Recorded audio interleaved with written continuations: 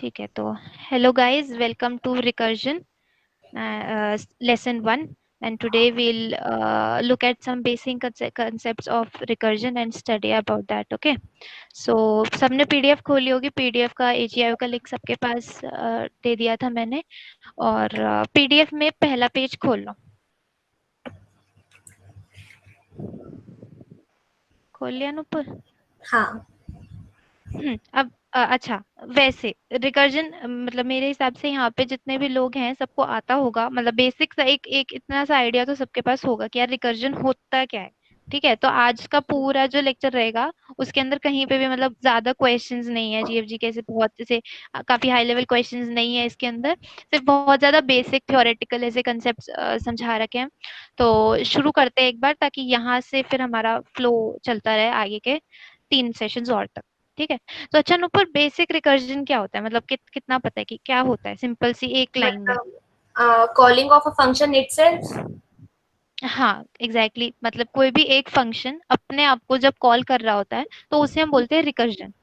ठीक है, मतलब सिंपल सी अगर एक लाइन वन लाइन डेफिनेशन इसकी है कि एक फंक्शन जब अपने आप को कॉल करता है तो उसी को रिकर्जन कहते हैं। अच्छा, इसमें रीड करते जाना और उस चीज को मैं समझाते रहूंगी, क्योंकि ऐसे काफी क्या इसमें ऐसा ज्यादा कुछ है नहीं, बट स्टिल है जो छोटे छोटे कंसेप्ट समझाने। ठीक है, तो हाँ। अच्छा, जब भी हम रिकर्जन के क्वेश्चन सॉल्व करेंगे तो उसमें बेसिकली ऐसे होगा। अच्छा ठीक है, क्या होता है कि जब रिकर्जन है, तुम्हें पता है कि एक एक फंक्शन अपने आप को कॉल कर रहा है। अब एक ही फंक्शन अपने आप को कॉल करे जा रहा है सेम पैरामीटर्स के साथ, तो उसका क्या कोई फायदा हो रहा है?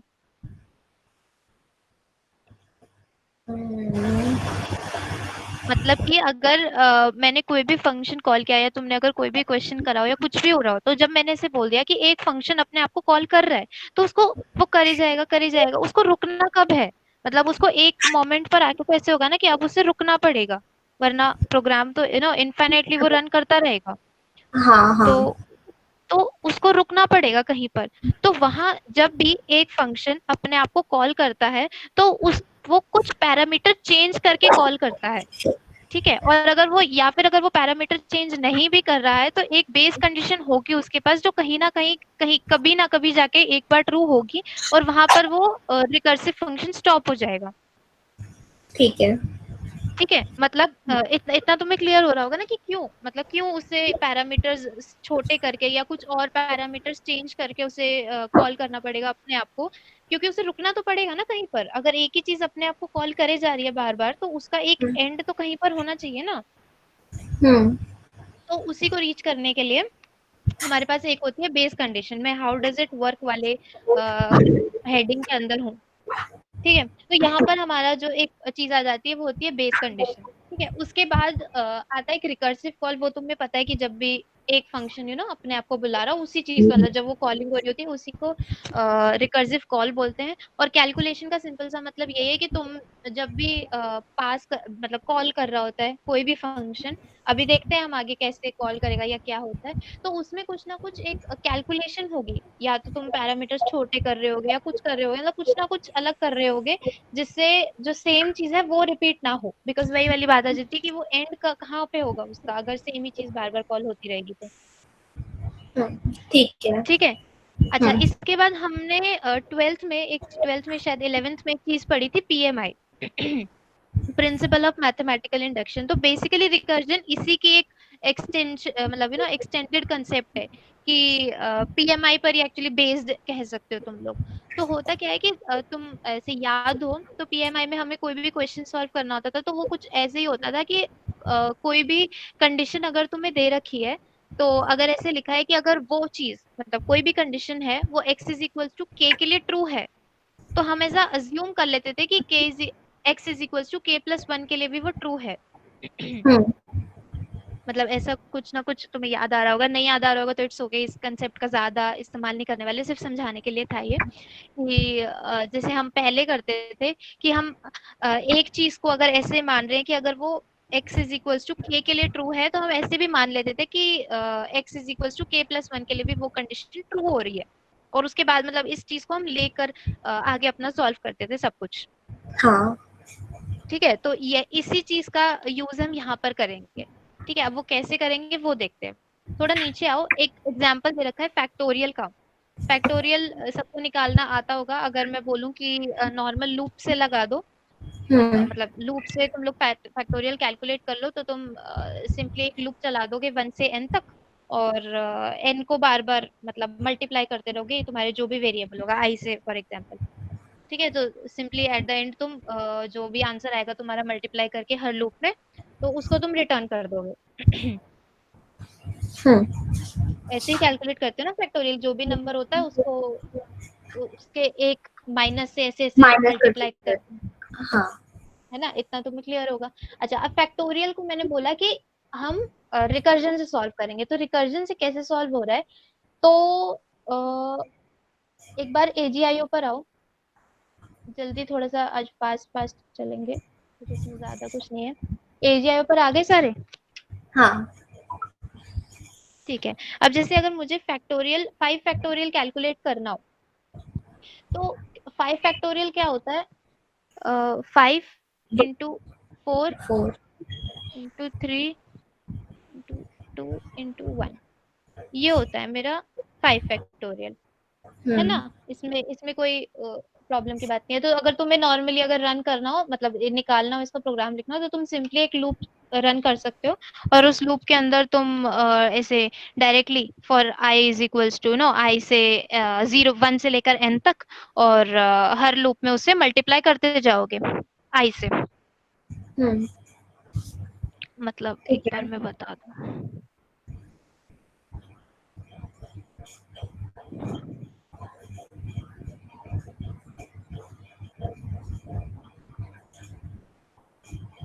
जिसमें इसको मैंने इनिशियलाइज कर दिया 1 से। ये सिंपल सा प्रोग्राम हो गया फैक्टोरियल कैलकुलेट करने का। ये यहाँ पर किसी को डाउट नहीं होगा, मतलब आई होप सो। हम्म अच्छा गाइज, एक चीज और, मेरे को चैट बॉक्स में अगर तुम लोग कुछ भी लिखोगे तो वो दिखेगा नहीं, तो एक बार अपना माइक ऑन करके बता देना मुझे।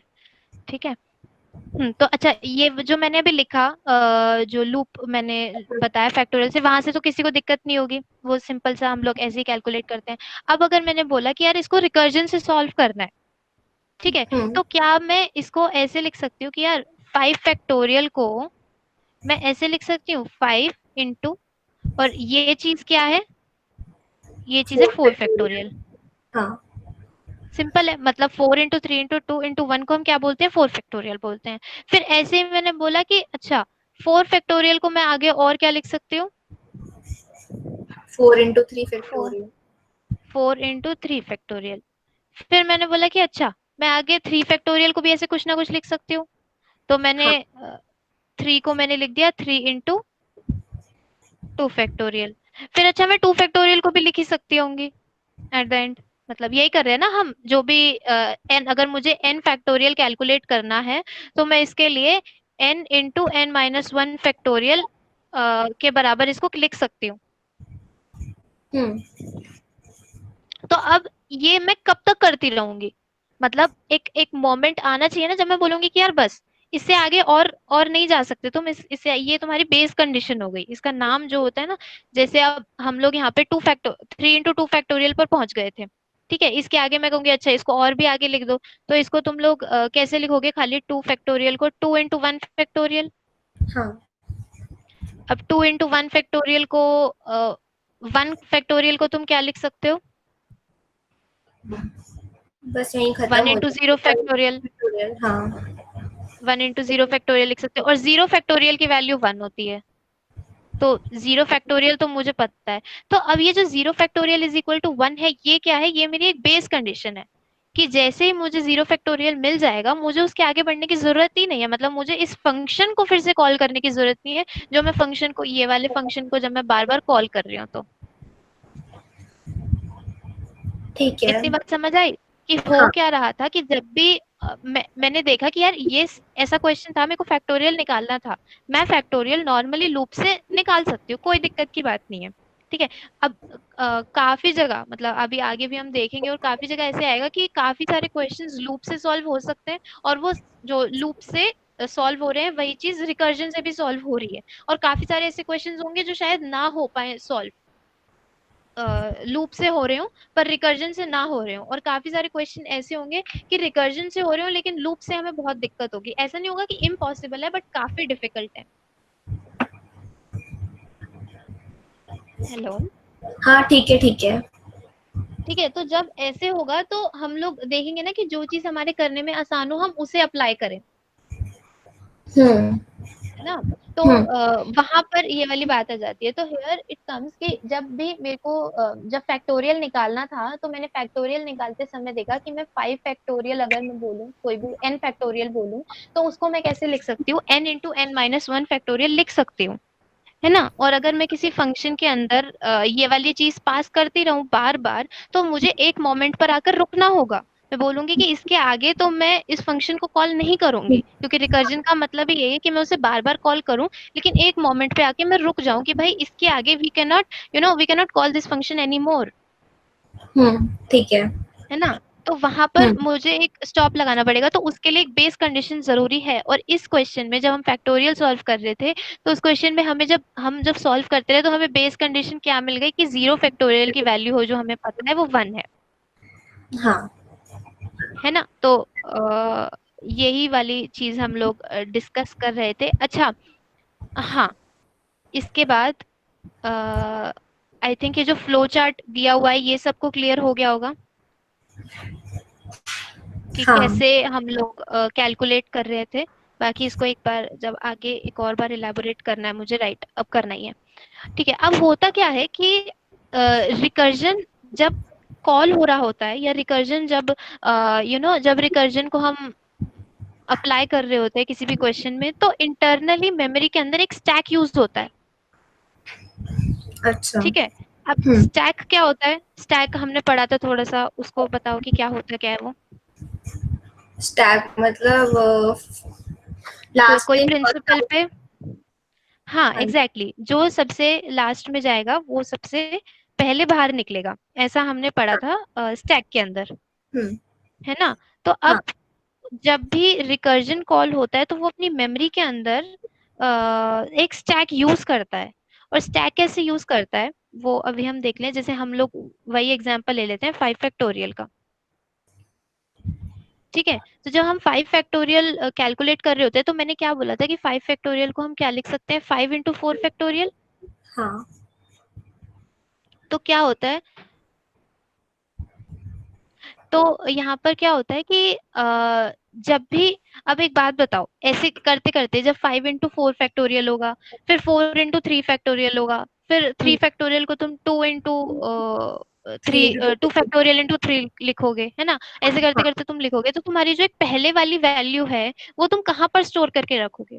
जैसे जब मैंने ये 5 फैक्टोरियल यहाँ पर कॉल कर दिया, इस फंक्शन को जब मैंने यहाँ पे कॉल हम्म करा, तो यहाँ पे जब तुम्हारा 4 फैक्टोरियल फिर से कॉल करेगा उस फंक्शन को, इसी फंक्शन को फिर से कॉल करेगा फैक्टोरियल वाले, तो ये 5 को तो कहीं ना कहीं स्टोर होना पड़ेगा, हाँ। है ना। तो इसके हम्म लिए क्या होता है, जब भी ऐसा होता है ना कि तुम्हारा जो रिकर्जन चल रही होती है, तो वो फंक्शन एक एक्टिवेशन रिकॉर्ड बना देता है रैम के अंदर। अब ये थोड़ा सा वर्ड्स को इलेबोरेट करेंगे धीरे धीरे, बट पॉइंट इज कि जैसे जब भी ये 5 × 4 फैक्टोरियल आया ना, मतलब ये एक बार इसने फंक्शन को कॉल कर दिया, ये हाँ। जो फंक्शन था वो एक टाइम कॉल हो चुका है। ये चीज हम्म समझ आ रही है तुम्हें। तो जैसे हाँ ही ये एक बार कॉल हुआ, तो ये वाला मैंने स्टैक बनाया हुआ है राइट में, तो यहाँ पर एक इसको मेमोरी मिल जाएगी, या इसका एक एक्टिवेशन रिकॉर्ड आ जाएगा 5 × 4 फैक्टोरियल ऐसे करके। मतलब यहाँ ठीक है। पर ये वैल्यू जो है वो जाकर स्टोर हो जाएगी। ठीक है, अच्छा, इसको थोड़ा सा और अच्छे से अगर मैं लिखूं, तो ऐसे ना लिखकर, जो फंक्शन है उसी को एक बार लिखते हैं कि ये फंक्शन है। अम,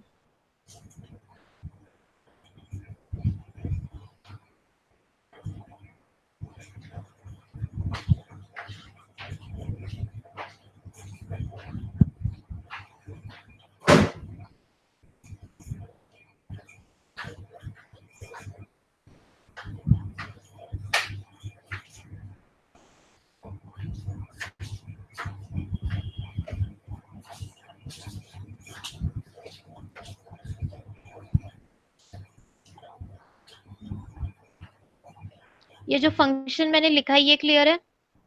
ये मतलब मैंने थोड़ा सा कोड ऐसे लिखा है, पर तुम्हें समझ आ रहा है कि कोड का मतलब क्या हो रहा है यहाँ पर? अगर n 0 है तो रिटर्न 1 हो रहा है, नहीं तो return n into n minus one factorial.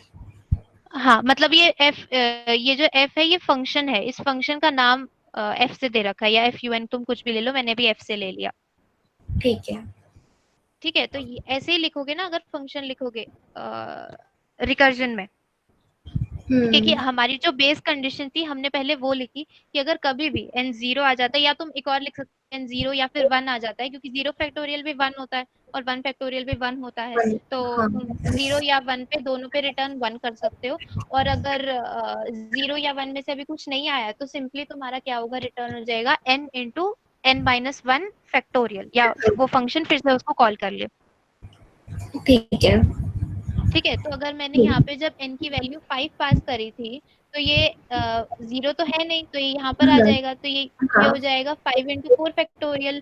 तो यहाँ पर जाकर जो स्टोर हो जाएगा एक्टिवेशन रिकॉर्ड, वो ऐसे हो जाएगा 5 इंटू फंक्शन ऑफ 4 फैक्टर 4।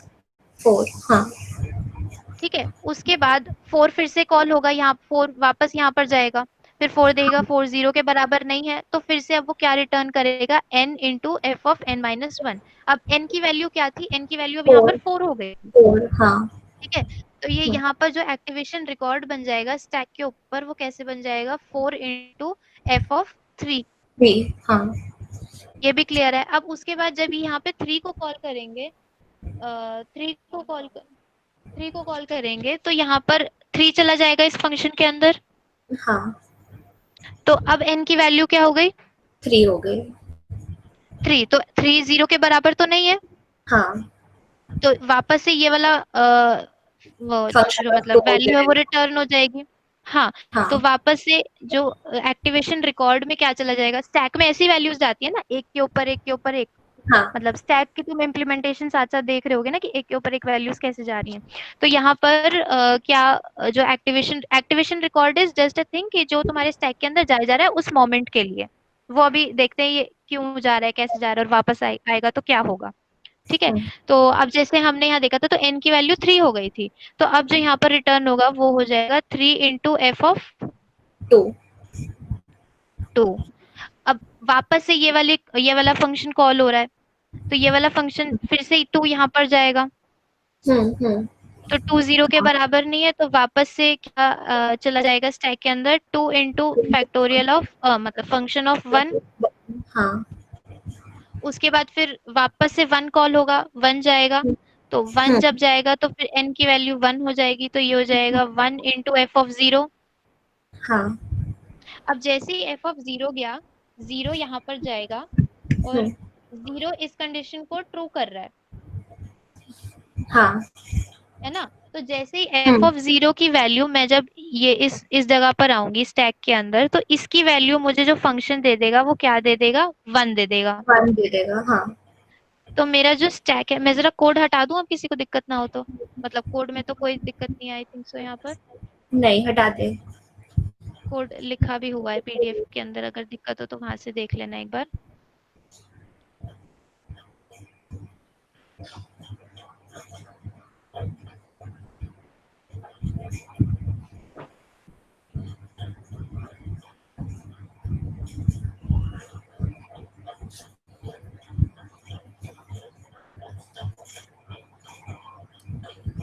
यार मेरी लेयर चली गई है,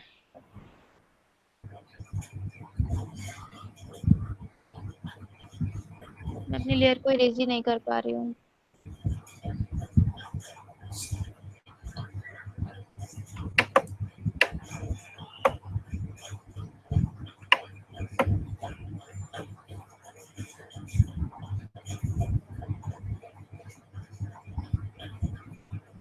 ऐसे ही समझा दे, इधर ही समझा दे। अच्छा रुको,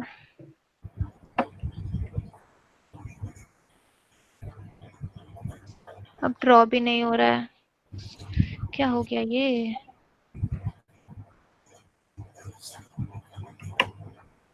हम्म,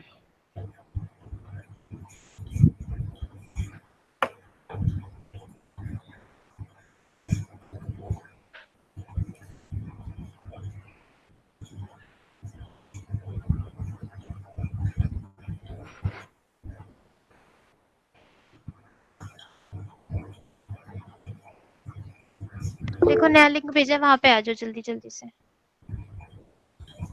ड्रॉ करते हैं फटाफट।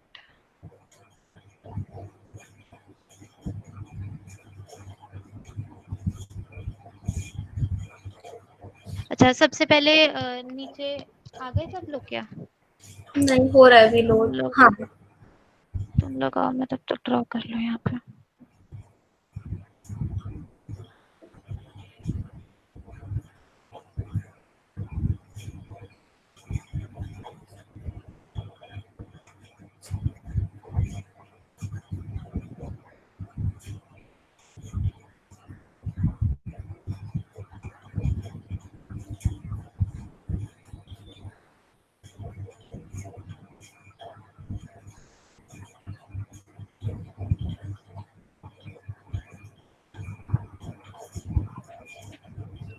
ठीक है, अब देखो यहाँ पर हम लोग यहीं पर थे कि जो हमारी बेस कंडीशन थी वो कैसी थी कि जो एफ ऑफ 0 की वैल्यू है वो क्या हो गई है? 1 1। हो गई है। तो हाँ इस जगह पर तो 1 रिटर्न हो जाएगा। हाँ तो इस पोज़ीशन पर जो वैल्यू आ जाएगी वो आ जाएगी 1, 1 1। Into 1 is 1 obviously. तो यहाँ पर जैसे ही इसकी एक वैल्यू आ जाएगी तो ये रिटर्न हो जाएगा। रिटर्न हो जाएगा कैसे? मतलब ये स्टैक के अंदर से चला जाएगा, यहाँ से पॉप हो जाएगा और होना भी यही चाहिए। मतलब जब हम फैक्टोरियल कैलकुलेट कर रहे हैं तो जब हम लोग 5 फैक्टोरियल निकाल रहे थे तो 5 इंटू 4 फैक्टोरियल निकाला, फिर 4 फैक्टोरियल की वैल्यू निकाली 4 इंटू 3 फैक्टोरियल। तो हम करना क्या चाह रहे हैं? हम लास्ट तक जाना चाह रहे हैं ताकि हमारे पास एक छोटी वैल्यू आ जाए जिसको बड़ा बड़ा कर करके हम अपने एंड रिजल्ट तक पहुंच जाए। दैट इज हम पहले 0 फैक्टोरियल की वैल्यू आ जाएगी, फिर 1 की आ जाएगी, 2 की आ जाएगी, फिर हम ऐसे मल्टीप्लाई करते करते 5 फैक्टोरियल की वैल्यू को हम ले सकते हैं। यही काम कर रहे थे ना हम, कि हम हाँ। बड़ी चीज को थोड़ा सा छोटा कर रहे थे ताकि छोटे का रिजल्ट हमें पता चल जाएगा इजीली। हम्म। ठीक है, ठीक तो है। यहाँ पर क्या हो जाएगा? 1 आ जाएगा। तो हाँ। जैसे ही 1 आया तो ये यहाँ से जो मेमोरी होगी वो रिलीज हो जाएगी। दैट इज जो ये वाला एक्टिवेशन रिकॉर्ड था ये यहाँ से डिलीट हो जाएगा। और जो वो पास आ जाएगा वो आ जाएगा इसके पास। और जो वैल्यू रिटर्न हुई थी एफ ऑफ 1 की वो क्या हो 1। जाएगी? 1। 1। ठीक है, फिर उसके बाद यहाँ पे जो वैल्यू आई वो क्या आई? 2। दैट 2। इज हाँ एफ ऑफ 2 की वैल्यू 2 आ गई। तो हाँ यहाँ पर जो ये वाला एक्टिवेशन रिकॉर्ड है ये भी यहाँ से इसका भी जो पास जो कंट्रोल है वो यहाँ से हटके नीचे आ जाएगा। और स्टैक में ऐसे ही होता है ना कि जो हाँ। सबसे लास्ट में परफॉर्म हो रहा होता है उसकी वैल्यू सबसे उसका उसको अगर मुझे पॉप एलिमेंट। करना हो तो सबसे जल्दी मेमोरी रिलीज होती है उसकी। तो यहाँ पे भी हाँ सबसे पहले मेमोरी उनकी रिलीज होती गई और फिर एट द एंड हम नीचे नीचे सॉल्यूशन पर आ रहे हैं। तो अब एफ ऑफ 2 की वैल्यू मेरे पास 2 आ चुकी है। तो 2 हाँ इंटू 3 क्या हो गया? 6। 6। दैट इज हाँ। फैक्टोरियल मतलब फंक्शन ऑफ 3 की वैल्यू मतलब एफ ऑफ 3 की वैल्यू मेरे पास 6 आ गई है। तो हम्म। यहाँ पे ये मेमोरी भी रिलीज हो गई। हम्म। फिर ऐसे ही करके अगर यहाँ पर जब हम आए तो 4 इंटू 6 24। 24। हाँ। तो ये यहाँ से मेमोरी भी रिलीज हो गई। और फिर जब एट द एंड हम यहाँ नीचे आएंगे तो 5 इंटू 24 दैट इज 120। 120। तो हाँ। ये मेमोरी भी रिलीज हो गई लास्ट में। हम्म। तो एट द एंड हमारे पास ये आंसर आ गया। तो ऐसे होता है कि जब भी रिकर्जन ऑपरेट हो रहा होता है, जब भी हम अपने अब हमको नहीं दिख रहा है कोई स्टैक, या हम जब भी कुछ रिकर्जन लगा रहे हैं हमको कहीं स्टैक बनता हुआ या कुछ होता हुआ नहीं दिखेगा। बट ये इंटरनल मेमोरी कॉम्पोजिशन में जब भी रिकर्जन होता है तब रैम अपने आप जो है वो स्टैक बना लेती है ताकि वो उसको इजीली परफॉर्म कर सके अपने ऑपरेशंस को। ठीक है। ठीक है, एक बार इसका पीडीएफ में आके ना पिक्चर के नीचे वाला पैराग्राफ एक बार रीड करना नूपुर। 2 मिनट। How recursion uses as stack. हाँ, how recursion uses a stack के अंदर नीचे आओ और वहां पर ना एक फोटो होगी हाँ हाँ हाँ। जो मैंने अभी एक्सप्लेन करी थी। अभी हम्म। इसके नीचे एक पैराग्राफ होगा उसको रीड करो।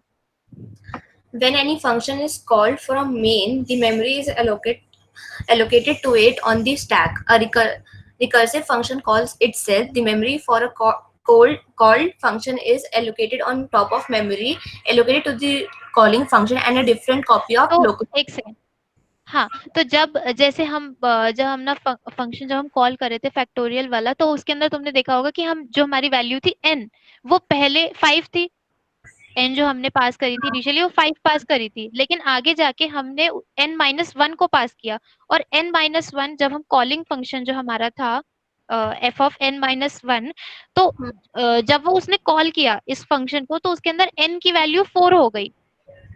हाँ नेक्स्ट टाइम n की वैल्यू तो 4 हो गई ना वहां पर, जब हमने उस फंक्शन को कॉल कर दिया। कॉलिंग फंक्शन के अंदर हमने जो था वो छोटा कर दिया, हमने जो इनपुट था 5 से हमने उसे 4 कर दिया, बट एट द एंड जब हम उस फंक्शन को कॉल कर रहे थे तो n लेकर ही कर रहे थे। तो n जो पहले n बना था वो नहीं था, वो उसकी कॉपी बनी थी। हम्म। ठीक है, तो जब कॉपी बनी थी तो उन कॉपी को स्टोर करने के लिए हम स्टैक, जो मतलब मेमोरी के अंदर स्टैक बन रहा है ताकि वो कॉपी स्टोर होती रहे और फिर कॉपी का जो मेमोरी है वो रिलीज होती रहे। ठीक है। ठीक है, एक बार एंड तक और रीड कर दे इसको। When the base case is reached, the function returns its value to the function by whom it is called, and the memory is deallocated, and the process continues. हाँ, तो इसमें अभी किसी को डाउट है? मतलब नूपुर समझ आ गया हाँ हाँ। कि ये अब हमें कहीं नहीं दिख रहा होगा कि ये कहीं स्टैक बन रहा है मेमोरी के अंदर, या हमें कहीं पे रियलाइज नहीं हो रहा होगा, बट इंटरनली मेमोरी जब भी फंक्शन कॉल होगा या तो वो रैम के अंदर एक स्टैक जरूर बनाएगा और ऐसे ही रन होगा। ठीक है। ठीक है, तो अभी आगे बढ़े। हाँ। अ, बाकी सब सहमत हैं तो बढ़े आगे, अगर किसी को डाउट है तो पूछ लो। एक जो तूने स्टार्टिंग में बताया था नॉर्मल जो लूप चलाया था, वो तूने 1 से लेके n हम्म। तक चलाया था, हाँ जी।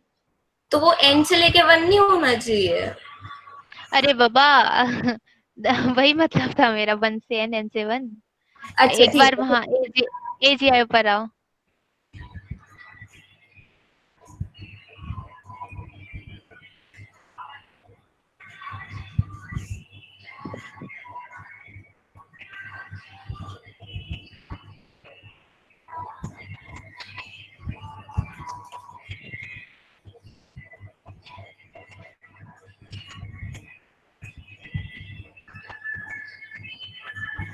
देखो, आ गए वहां पे नुपुर? हाँ हाँ। हाँ, तो देख, जब शुरू में हमने एस को इनिशियलाइज कर दिया वन से, आई एक वेरिएबल ले लिया, एक वेरिएबल ले लिया एन जिसका मुझे फैक्टोरियल निकालना है, एन फैक्टोरियल कैलकुलेट करना है, उसकी वैल्यू 5 है या कुछ भी मतलब अज्यूम कर लो, तो आई जो है वो वन से लेकर एन तक चलेगा और आई की वैल्यू प्लस प्लस होती रहेगी। तो यहाँ पे सबसे पहले एस जो आएगा वो क्या आ जाएगा, s one into one that is one. फिर नेक्स्ट लूप में जो इसकी वैल्यू क्या आएगी, s is equals to one into two. लेकिन फिर फैक्टोरियल नेक्स्ट में तो लूप, उल्टा नहीं चलना, जैसे 5 4 3 2 1 करना होता है ना हमने। अरे कर सकते हैं मतलब। अच्छा एक बात बता, अगर मैं ऐसे बोलूं कि 5 फैक्टोरियल है तो 5 फैक्टोरियल को मैं 5 इंटू 4 इंटू हाँ 3 इंटू हाँ, तो 2 उल्टा भी इंटू लिख 1 सकते हैं। लिखूं, हाँ ठीक या है ठीक फिर है। 1 इंटू 2 लिखूं, तो हाँ एक ही बात है, मतलब लिख सकते हैं। बट हाँ। मतलब ऐसे लिख लो, कोई दिक्कत की बात नहीं है। हाँ, ठीक है मतलब ठीक है। और कोई डाउट यहाँ पर? और किसी को यहाँ पर कोई डाउट? जितना अभी तक हमने पढ़ा, अभी तक हमने मेन ये देखा कि recursion is basically a function calling itself. और जब हम फंक्शन को कॉल कर रहे होते हैं, सेम फंक्शन अपने आप को जब बार बार कॉल कर रहा होता है, तो उसका एक एक एंड कंडीशन आनी जरूरी है, एक बेस कंडीशन आनी जरूरी है, अदरवाइज इनफाइनेटली वो अपने आप को कॉल करता रहेगा। तो हमें उसको ब्रेक तो लगाना है कहीं पर, कुछ कैलकुलेशन करके या फिर इनपुट को स्मॉल करके, जैसे फैक्टोरियल के अंदर हमने एन एन जब पास कर रहे थे तो एन माइनस वन मतलब स्मॉलर इनपुट के लिए हम उस फंक्शन को बार बार कॉल कर रहे थे, और फिर हमने उसको एक बेस कंडीशन दे दी थी कुछ कैलकुलेशन के साथ परफॉर्म करके। और मेमोरी के अंदर रिकर्जन जब भी यूज हो रहा होता है तो वहां पर एक स्टैक बन जाता है। तो हम्म, उस वो चीज हमने देखी कि वो कैसे बन जाता है और क्या होता है इंटरनली। इतना पढ़ा हमने अभी तक, तो यहाँ तक अगर किसी को डाउट है तो बताओ। नहीं ठीक है। ठीक है, तो आगे बढ़ते हैं। अब आगे आता है टाइप्स ऑफ रिकर्जन। हम्म ठीक है, टाइप्स ऑफ रिकर्जन पर आते हैं। अब टाइप्स देखो, मतलब ये मैंने क्यू में भी शायद बोला था, तुम लोग नेट पर सर्फ करोगे या कहीं पर भी कुछ भी ढूंढोगे, काफी सारा कंटेंट मिलेगा, काफी सारा कंटेंट मिलेगा, नो डाउट। यहाँ पे मैंने ट्राई किया जितना कंटेंट मुझे मिल सकेगा, मैंने मतलब क्लियर होने के लिए बेसिक्स काफी डाला है। बट तुम लोग ऐसे देखोगे, अगर मैं बोलूंगी लीनियर, तो लीनियर के टाइप्स होंगे, टेल होता है, हेड होता है, ऐसे करके। फिर एक आएगा टेल, तो उसके अंदर मतलब ओवरऑल हेडिंग्स यही होंगी, सिर्फ उन्होंने डिस्ट्रीब्यूशन अलग कर दी होगी। बट यहाँ पे इतना ज्यादा थ्योरेटिकल मतलब मुझे जरूरत लगी नहीं कि हमें काफी ज्यादा जानना चाहिए कि हाँ इसके ये टाइप्स, ये टाइप्स। तो मैंने सिर्फ, तुम्हें पता होना चाहिए कि अच्छा इस चीज को ये बोलते हैं, उस हिसाब से मैंने क्लियर कर रखा है। तुम्हें कहीं और कहीं अच्छा मैटर मिले तो मुझे भी बताना। ठीक है, तो शुरू करते हैं। हाँ। सबसे पहले आता है लीनियर रिकर्जन। अब लीनियर रिकर्जन का सिर्फ एक मतलब है कि जब एक फंक्शन अपने आप को एक बार कॉल कर रहा हो, मतलब सिंगल कॉल हो रही होती है रिकर्जन की, तो उसे बोलते हैं लीनियर रिकर्जन। ठीक है। ठीक है, अब एक बार कॉल हो रहा होता है उसका मतलब ये नहीं है कि जैसे अभी हमने फैक्टोरियल करा, तो वो लीनियर रिकर्जन का एग्जाम्पल है। ठीक है। तो उसका मतलब, हाँ उसका मतलब जैसे तुम ये मत समझना कि वो कॉल अपने आप को एक बार करेगा, ये मतलब नहीं है कहने का। कहने का मतलब ये है कि वो रिकर्सिव कॉल जो लगेगी वो वन लगेगी। दैट मीन्स जब हमने तुम लोग ऊपर जाके अगर पीडीएफ में स्क्रॉल करके देखो, तो फैक्टोरियल वाले जो फंक्शन लिखा हुआ है उसके अंदर, फैक्टोरियल वाले फंक्शन के अंदर कॉल कितनी बार कर रखा है। फंक्शन एक है, कॉल वो कितनी भी बार हो सकता है ऑब्वियसली। कॉल जो जितनी बार कॉल होगा वो एन की वैल्यू पर डिपेंड करेगा। लेकिन अभी इस फंक्शन में तुम्हें कितनी बार कॉल होता हुआ दिख रहा है? एक। एक बार, तो this is called linear recursion. ठीक है। ठीक है, इस चीज को डिस्टरबेंस कहाँ से आ रही है यार? अभी ठीक है। तो इसको बोलते हैं लीनियर रिकर्जन। एक बार ऊपर रीड कर दे फटाफट। A linear recursive function is a function that only makes a single call to itself each time the function runs, as opposed to one that would call itself multiple times during its execution. The factorial function is ये a good देखते हैं। example of linear. हाँ, तो इस चीज का अभी तुम मतलब यार वही तो, इसका कुछ ऐसे इतना ज्यादा कुछ यूज नहीं है, कुछ वो नहीं है, बट पॉइंट इस तुम्हें पता होना चाहिए कि हाँ लीनियर रिकर्जन इज, एक टाइम जब फंक्शन कॉल हो रहा है तो उसके अंदर वो अपने आप को एक ही टाइम कॉल कर रहा है। मतलब एक टाइम जब फंक्शन तुमने डिफाइन कर दिया रिकर्जन का, तो उसके अंदर वो अपने आप को एक ही बार कॉल कर रहा है। ठीक है। ठीक है, मतलब उसके बाद तो फिर वो फंक्शन अपने आप को कॉल करता रहेगा, कॉल करता रहेगा, वो चीज की बात हाँ। नहीं हो रही है, बट उस फंक्शन के अंदर वो एक ही बार कॉलिंग हो रही है। अभी आगे देखते हैं कि इसका क्या मतलब है, जब मल्टीपल वाला पढ़ेंगे तब तुम्हें क्लियर हो जाएगा। अच्छा, अब काफी जगह मैंने देखा लीनियर के टाइप्स के अंदर था tail recursion, head recursion, but मैंने इसको अलग ही हेडिंग डाल दी कि तुम लोग समझ जाओ कि होता क्या है। तो टेल रिकर्जन बेसिकली ये होता है कि जब भी तुम लोग अपना रिकर्सिव फंक्शन को लिख रहे हो या डिफाइन कर रहे हो, तो उसके अंदर तुम्हारे उस रिकर्सिव फंक्शन के लास्ट में, सबसे लास्ट में फंक्शन जो है वो अपने आप को कॉल कर रहा हो। जैसे कि तुम थोड़ा सा स्क्रॉल डाउन करो और एक कोड लिखा हुआ दिख रहा होगा, उसके अंदर लाइन नंबर 10 में आओ। टेल रिकर्जन के अंदर ही, हम्म। टेल रिकर्जन के अंदर आ गए। अब इसके अंदर देखो, इंट फैक्टोरियल नाम से एक फंक्शन लिखा हुआ है फिफ्थ लाइन में। हाँ हाँ हाँ। अब इस फंक्शन के अंदर जो 10th लाइन देखो, टेंथ हाँ। लाइन इस फंक्शन की लास्ट लाइन है। इसके बाद तो कोई एग्जीक्यूशन नहीं हो रही, कोई कैलकुलेशन नहीं हो रही, कुछ भी ऑपरेशन परफॉर्म नहीं हो रही इस फंक्शन के अंदर।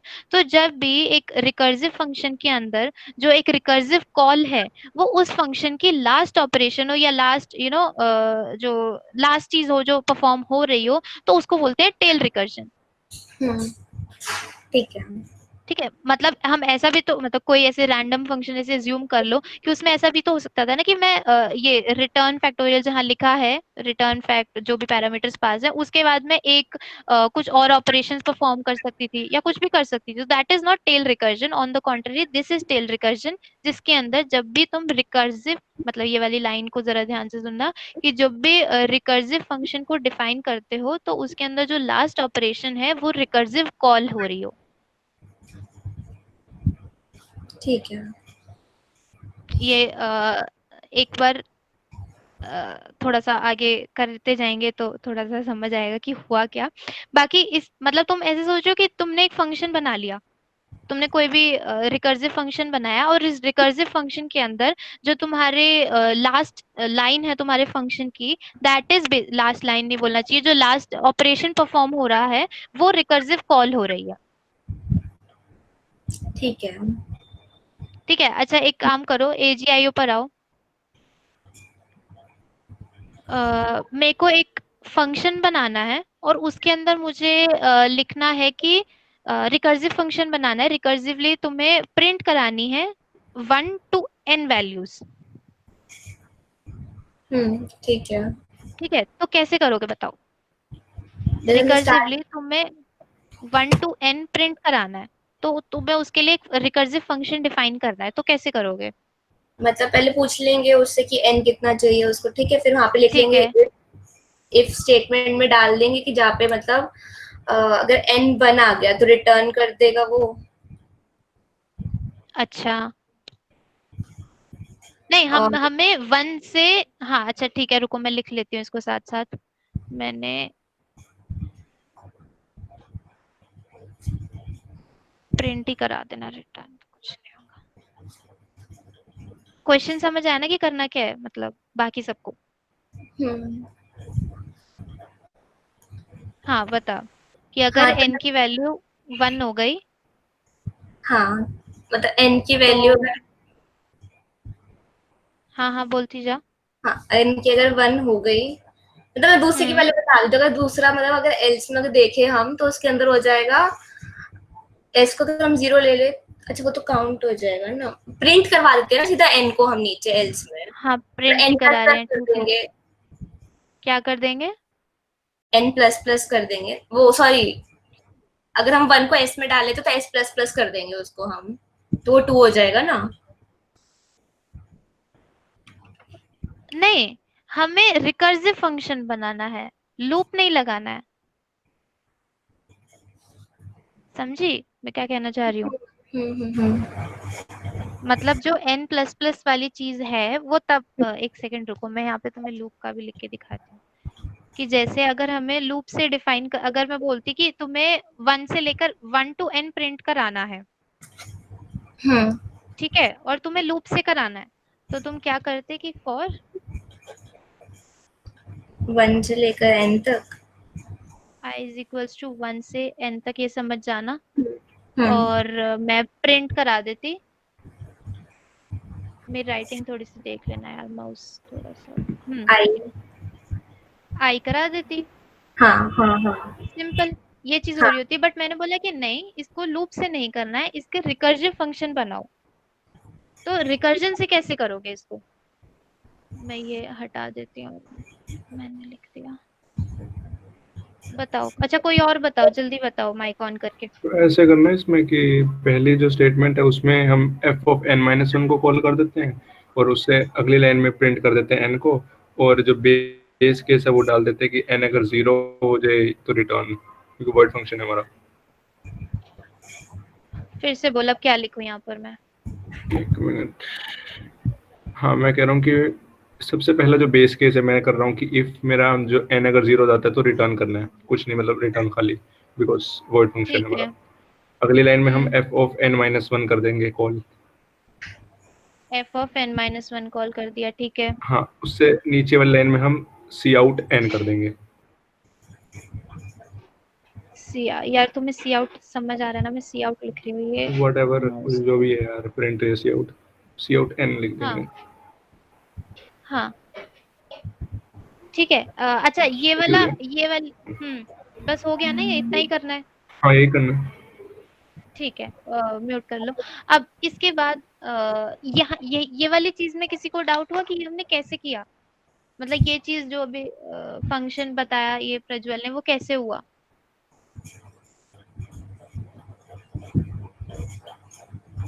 हेलो। हाँ हाँ हाँ। और हाँ अगर हम ये ये कैसे हुआ? फंक्शन आउट कर ठीक, देते तो वो प्रिंट हो जाते हैं ना, 5 से लेके 1 तक, n से लेके 1 तक। फिर से बोल। अगर हम ये फंक्शन मतलब रन करने से पहले प्रिंट कर देते सी आउट, हम्म। हाँ, तो वो n तो से ये 1 हो जाता, तो वो इंक्रीमेंट मुझे होता नहीं है, हाँ, बताना था अभी। इसी वजह से मेरे को ठीक है। हाँ, ठीक है। तो अभी कर इस जो अभी हमारा क्वेश्चन था वो बेसिकली सिर्फ इतना था कि तुम्हें एक वैल्यू दी हुई है n और तुम्हें 1 से लेकर n तक प्रिंट करने हैं एलिमेंट्स को। दैट मीन्स अगर मैंने n बोला 5 तो तुम्हें 1 2 3 4 5 प्रिंट कराना है, राइट? अब मैंने बोला कि जब तुम्हें n दिया होगा तो अब इसमें भी तुम ऐसे देखोगे कि जब मैंने बोल दिया, एक तो लूप से तो ऑब्वियसली बहुत क्लियर हो गया, लूप से तो बता दिया था फंक्शन। अब कभी अगर ऐसा हो गया कि तुम्हें रिकर्जन से निकालना है, तो रिकर्जन से निकालने के लिए तुम कहोगे कि यार इसको सॉल्व करने के लिए मैं थोड़ा छोटा इनपुट ढूंढूं।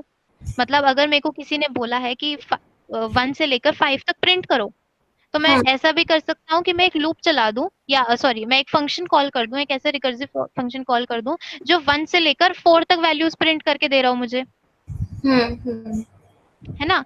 अब जब मेरे को 1 से लेकर 4 तक मिल जाएगा तो 1 से लेकर 4 तक अगर मुझे कभी वैल्यूज प्रिंट करनी हो तो मैं 1 से लेकर 3 तक का कॉल कर दूं, फिर मैं 1 से लेकर 2 तक का कॉल कर दूं, फिर मैं 1 से लेकर 1 तक का कॉल कर दूं। दैट मीन्स मेरी जो बेस कंडीशन आ रही है वो 1 पर या 0 पर आ रही है।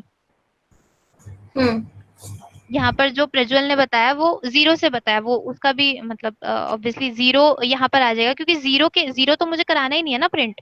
तो जब भी मतलब माइनस करते करते जब वो 0 आ जाएगा तो मैं रिटर्न कर दूंगी कि भाई 0 पे तो मुझे कुछ नहीं करना है। रुको ठीक है। एक बार इसको फिर से समझते हैं।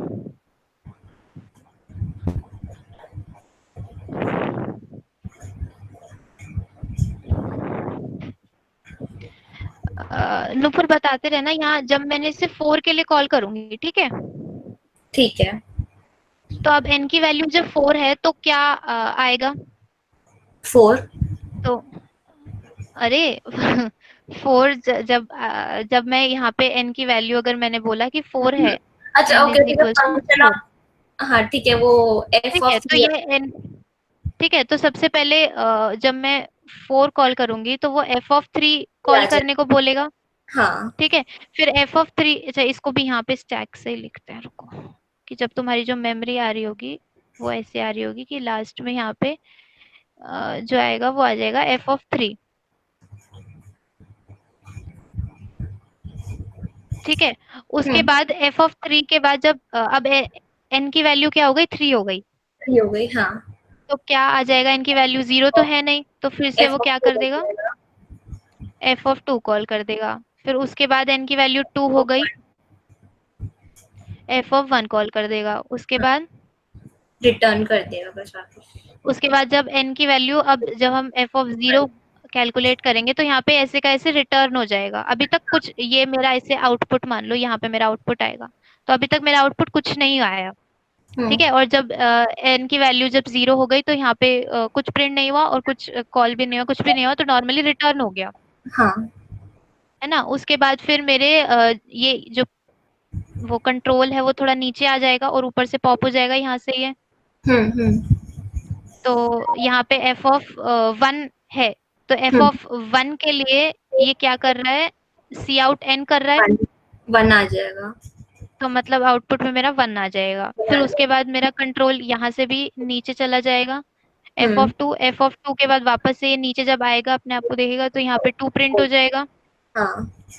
फिर 2 भी, 2 का कंट्रोल चला जाएगा, फिर 3 आ जाएगा, हम्म फिर 3 का कंट्रोल चला जाएगा। यहाँ 3 से पहले एक्चुअली 4 भी लिखना था, वो 4 मैंने पहले ही हटा दिया था, तो 4 आ जाएगा, हाँ। ठीक है?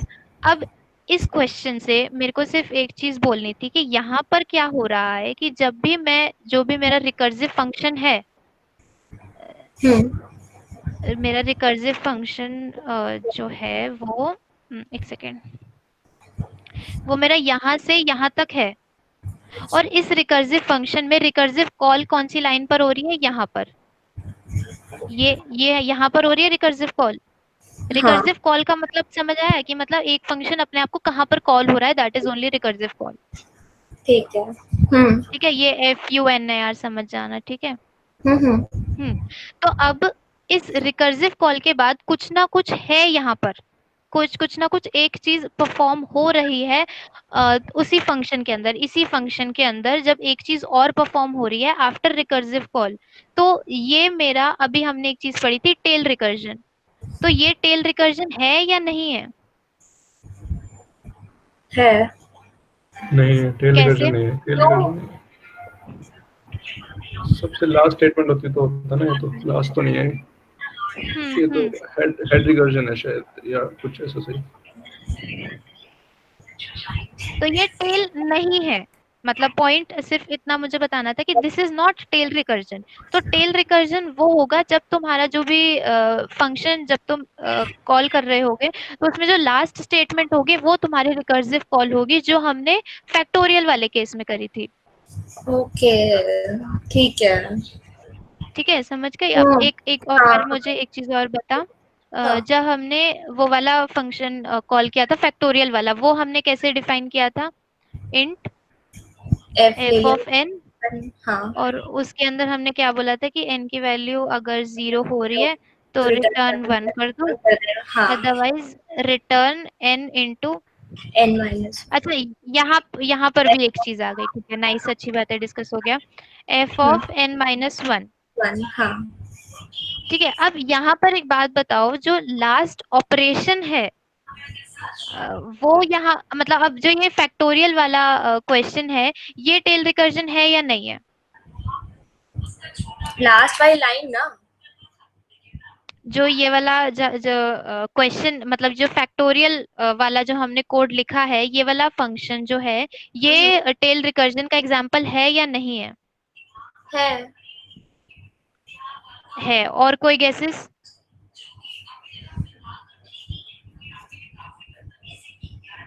करो भाई, माइक ऑन करो, कोई तो बताओ कि हाँ, टेल रिकर्जन है या नहीं है। फैक्टोरियल वाला टेल रिकर्जन है, और जो पहले वाला था वो टेल नहीं था। जो मैंने यहाँ पर लिखा हुआ है, इन दोनों में कंपैरिजन करके तुम लोग ये बोल रहे हो कि ये वाला टेल रिकर्जन नहीं है और हाँ, ये ये नहीं वाला है। टेल रिकर्जन है।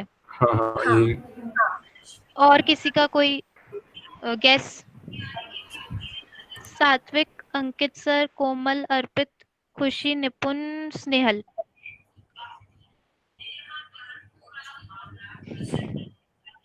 बताओ भाई, अब तो सबके नाम ले लिए मैंने। यही है सेम। ठीक है, और किसी का कोई?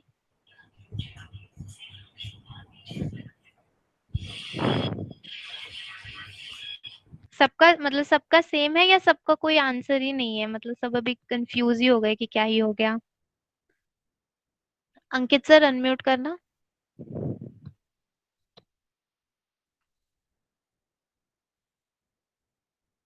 एक बार रिपीट करूं? रिपीट तो मैंने ये पूछा था कि जो ये वाला क्वेश्चन हमने किया था कि प्रिंट करो वैल्यूज 1 से लेकर n तक, उसका हमने ये फैक्टोरियल फंक्शन लिखा था, जो तुम्हें मतलब आप सबको लेफ्ट में दिख रहा होगा, लेफ्ट साइड पे जो किया हुआ है। और इसका फैक्टोर यहाँ पे लिखा हुआ है रिकर्सिव फंक्शन, और राइट में रिकर्सिव फंक्शन लिखा हुआ है फैक्टोरियल ऑफ n का। थोड़ी सी राइटिंग ठीक नहीं है, वो तुम लोग यार समझ जाना प्लीज, माउस से थोड़ा सही से नहीं लिखा जाता। मेरे टॉपिक तो में तो ये दो ही नहीं है थे। क्या फिर से बोलो सात्विक? मतलब टेल की डेफिनेशन में ये लिखा है ना कि टेल में लास्ट जो फंक्शन करेगा वो रिटर्न करेगा, यानी कि ये लाइन लिखी हुई है हाँ, in the tail recursion the recursive call is the last thing the function does. Yes yes. और इसमें हम एक सेकेंड मल्टीप्लाई। सात्विक, एक सेकेंड सात्विक, होल्ड पर। अंकित सर, मेरे को यही रिपीट करना था ना, आई मीन एक बार बता दो ताकि फिर हम कंटिन्यू करें।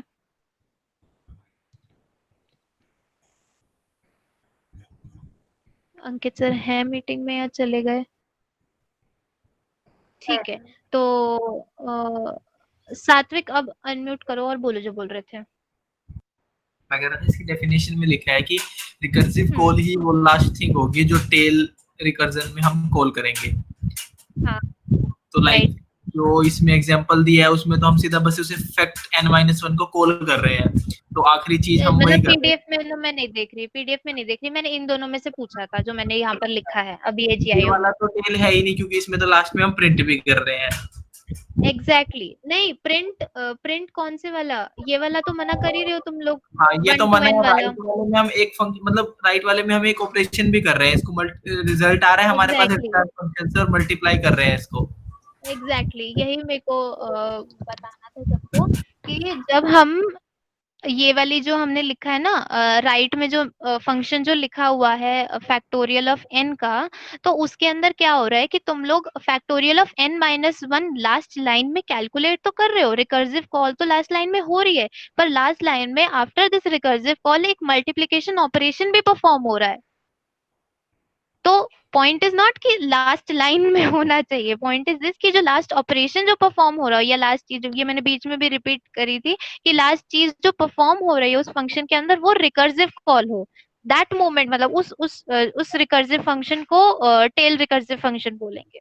मतलब यहाँ इन दोनों में से कोई भी टेल रिकर्जन नहीं है। यहाँ पे ये टेल रिकर्जन तब होती जब यहाँ पे ऐसा कुछ होता कि यहाँ पे ये एन होता ही ना, या यहाँ पे कोई ऐसी परफॉर्म हो ही ना रहा होता, सिर्फ एक वो फंक्शन अपने आप को कॉल कर रहा होता, बट इस मोमेंट पे ये मल्टीप्लाई भी हो रहा है।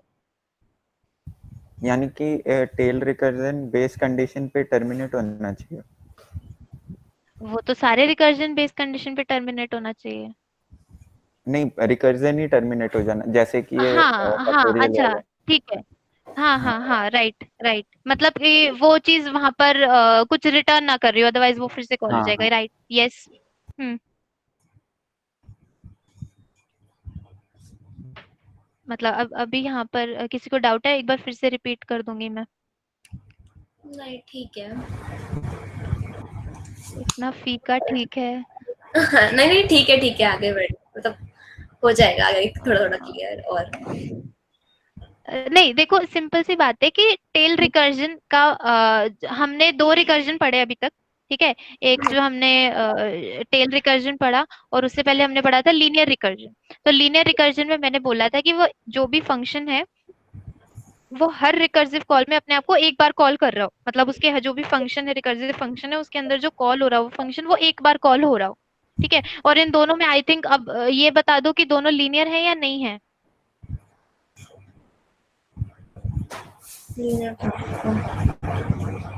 लीनियर है या नहीं है, दोनों दोनों के लिए बता दो। दोनों ही है लीनियर तो।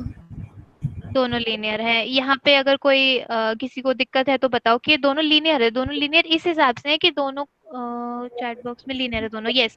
तो दोनों में जब भी एक रिकर्सिव फंक्शन जो लिखा हुआ है उसके अंदर वो अपने आप को एक ही बार कॉल कर रहा है। वो अलग बात है कि वो रिपीटेडली आगे बढ़ता जाएगा, वो चेन है आगे, बट एक रिकर्सिव कॉल में वो एक ही बार अपने आप को कॉल कर रहा है ठीक एक है। फंक्शन में, ठीक है। तो लीनियर दोनों है, लेकिन जब हमने बोला कि टेल रिकर्जन, तो टेल रिकर्जन तब होगी जब उस फंक्शन के लास्ट में उस फंक्शन, अच्छा देखो ऑन द कॉन्ट्ररी एक चीज और लिख के दिखा देती हूँ तब अच्छे से क्लियर हो जाएगा। जब भी हमारा जो रिकर्सिव फंक्शन जो है उसकी जो लास्ट ऑपरेशन जो परफॉर्म हो रहा हो, लास्ट लाइन तो चलो ठीक है तुम समझ सकते हो, पर लास्ट ऑपरेशन जो परफॉर्म हो रहा हो वो रिकर्सिव कॉल हो, तो तब उसको टेल रिकर्जन बोलते हैं। हाँ ठीक है। अच्छा, एक चीज जो मैंने इसको सही करके वहां पर लिखी थी, पीडीएफ में लिखी थी, वो कुछ ऐसे लिखी थी कि इन फैक्टोरियल n, और अगर n 0 हो तो रिटर्न कर दो। और अच्छा यहाँ पे पैरामीटर्स अलग थे।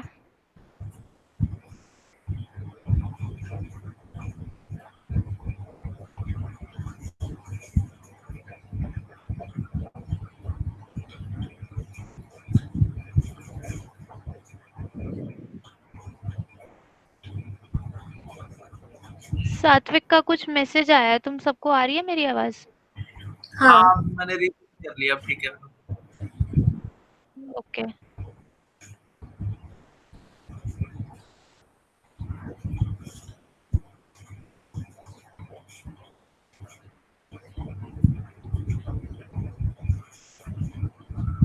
अब ये वाला जो मैंने लेफ्ट में फंक्शन लिखा है उसको एक बार देखो और वहां पर देखो कि हो क्या रहा है।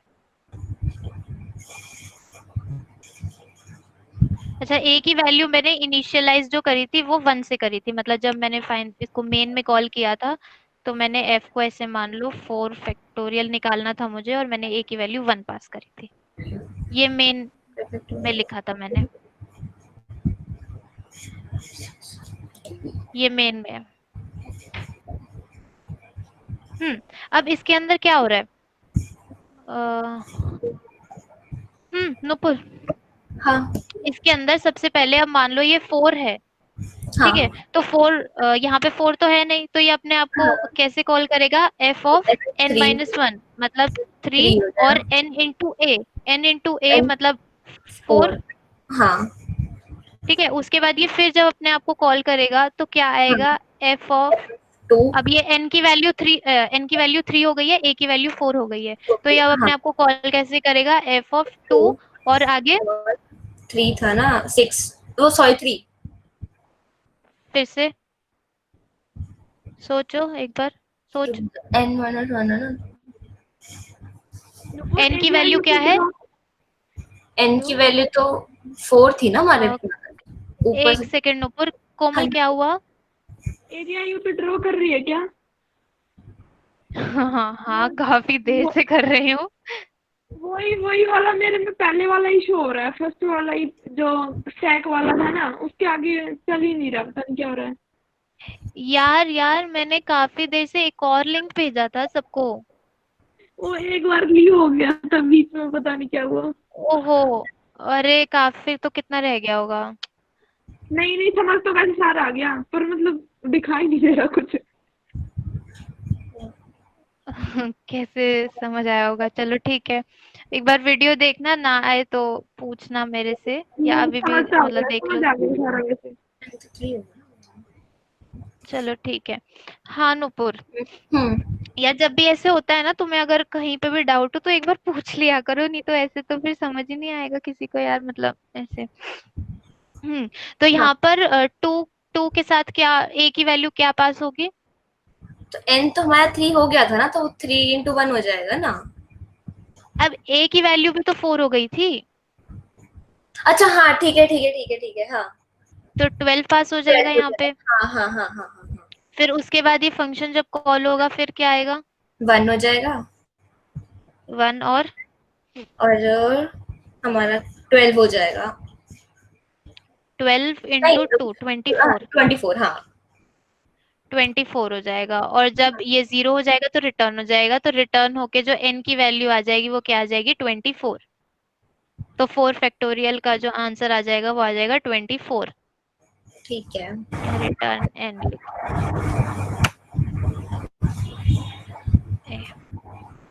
ठीक है। अच्छा, ये सारी बात तुम्हें समझाने की थी कि ये फंक्शन सही लिखा है कि गलत लिखा है। अब पॉइंट इज कि ये जो लेफ्ट में फंक्शन लिखा हुआ है ये भी रिकर्जन का फंक्शन लिखा हुआ है फैक्टोरियल ऑफ n कैलकुलेट करने के लिए, और राइट में जो फंक्शन लिखा हुआ है वो भी फंक्शन लिखा हुआ है रिकर्सिव फंक्शन एंड फैक्टोरियल को कैलकुलेट करने के लिए। तो अब इन दोनों में से टेल रिकर्जन कौन सा है, अब बता दो। लेफ्ट वाला है लेफ्ट वाला है और राइट वाला नहीं है। अब यहाँ पर किसको दिक्कत हुई ये बताओ, मतलब यहाँ पर आगे किसको डाउट हो रहा है अभी भी टेल रिकर्जन में?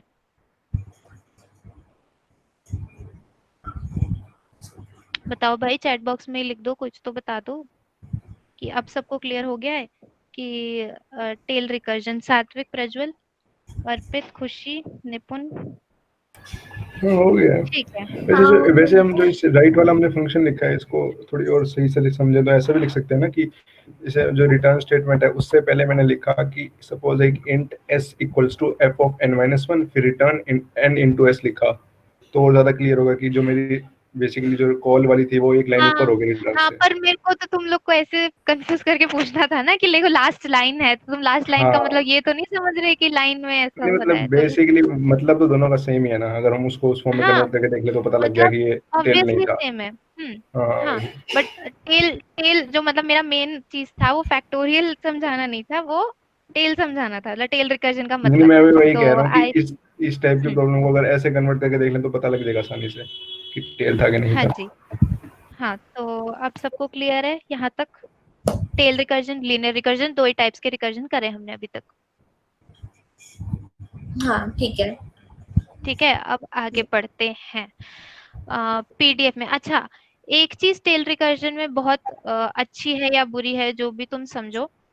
अब क्या होता है कि यार टेल रिकर्जन को मैं वापस एजीआईओ पर आओ, और ना मैं राइट वाला हटा रही हूँ, लेफ्ट वाला लिखे रहने दो। अब इसी चीज को फैक्टोरियल काफी देर से चल रहा है, क्योंकि फैक्टोरियल बहुत सिंपल सा एग्जांपल है, तो तुम सबको अच्छे से समझ आ जाएगा। तो अब इस चीज को नुपुर फटाफट पता लूप से कैसे लिखेंगे, या मैं लिख देती हूँ फटाफट साथ साथ। कौन सा? ये राइट यही वाला, वाला फैक्टोरियल लेफ्ट वाला। वाला जो है। हाँ जी, हाँ जी। हाँ, तो हमने इसको ले लिया for i is equals to 1 से लेके n-1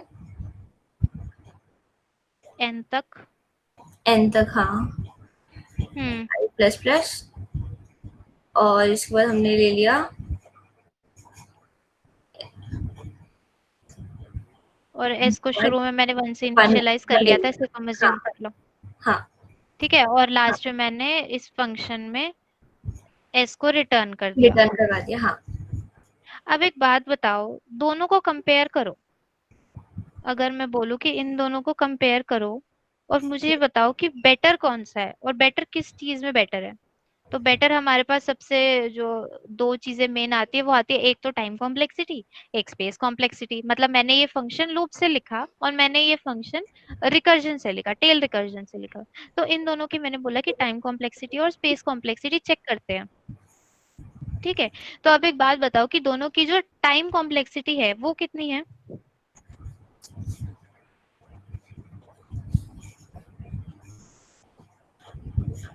हेलो, हेलो, अरे मेरी आवाज आ रही है क्या? हाँ, ऑफ है, नहीं है टाइम तो। ओ ऑफ एन है, राइट। मतलब तुम्हें बीच में मेरी आवाज चली गई थी क्या? नहीं नहीं, आ रही थी। अच्छा ठीक है, तो इस दोनों के जो टाइम कॉम्प्लेक्सिटी है वो ऑर्डर ऑफ एन है। इसमें किसी को डाउट कि ऑर्डर ऑफ एन क्यों है? हेलो, हेलो, नुपुर है यहाँ पर? हाँ नहीं, है। कोई बात नहीं, आवाज आ रही है। नुपुर अरोड़ा को नहीं आ रही आवाज, वो चैट में। उसने शायद लीव भी कर दिया, आई थिंक। अब नहीं, ज्वाइन मेरे किया है। नहीं है मीट में। ठीक है, जब तक उसका इशू ठीक होता है, कोई एक और अपना माइक हाँ अनम्यूट कर कर लिया, लो। ठीक है, कर लिया, मैंने कर लिया।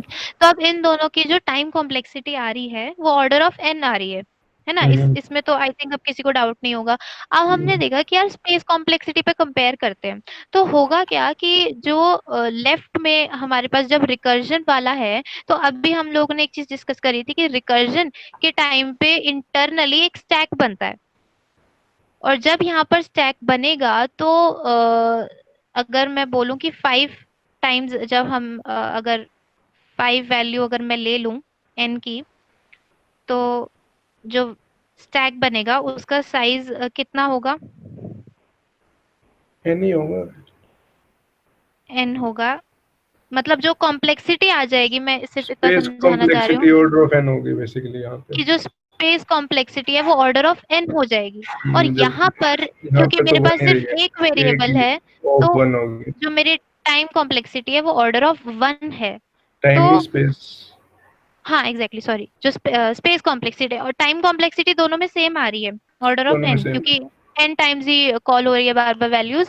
लेकिन जो स्पेस कॉम्प्लेक्सिटी है वो रिकर्जन के टाइम पे, क्योंकि इंटरनली स्टैक बनता है, हमें नहीं दिख रहा है, हमने ना बनाया है, हमने कुछ नहीं किया है, बट सिंस इंटरनली जो मेमोरी कंज्यूम कर रही है, जो रैम जो ले रही है मेमोरी, वो एन मतलब एन स्पेस की वो ले रही है, तो जो स्पेस कॉम्प्लेक्सिटी है रिकर्जन के टाइम पे वो ऑर्डर ऑफ एन है, और जो लूप के टाइम पे है वो ऑर्डर ऑफ 1 है।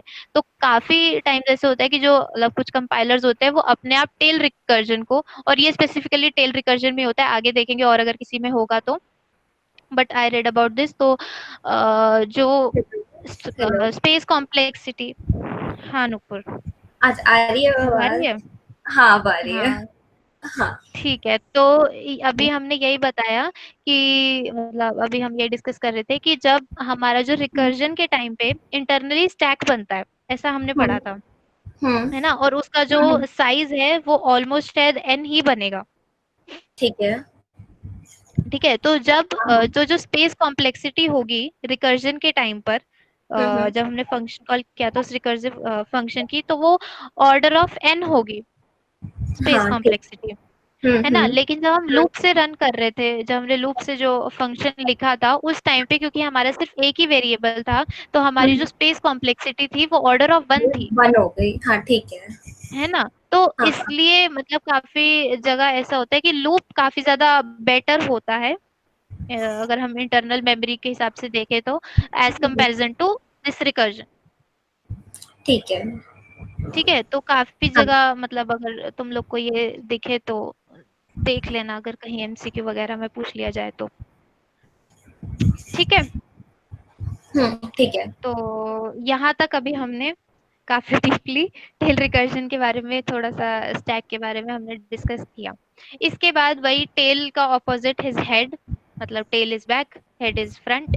तो काफी ज्यादा सेल्फ एक्सप्लेनेटरी है शायद ये वर्ड, कि हेड रिकर्जन क्या होता है। जैसे टेल रिकर्जन, रिकर्सिव फंक्शन में जो लास्ट कॉल हो रही थी वो रिकर्सिव कॉल हो रही थी, मतलब रिकर्सिव कॉल लास्ट ऑपरेशन जो परफॉर्म हो रहा था। हेड रिकर्जन में इसका बिल्कुल उल्टा होगा, कि जो फर्स्ट जो कॉल हो रहा है, जो फंक्शन, जो ऑपरेशन, जो शायद हम कह सकते हैं कि परफॉर्म हो रहा है, ऑल्दो मैं ज्यादा इससे सेटिस्फाई नहीं हुई थी।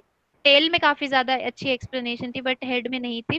तो हेड रिकर्जन में जो पहली चीज परफॉर्म होगी वो रिकर्सिव कॉल होगी। ठीक है। ठीक है, एक बार रीड करना नुपुर। 2 मिनट।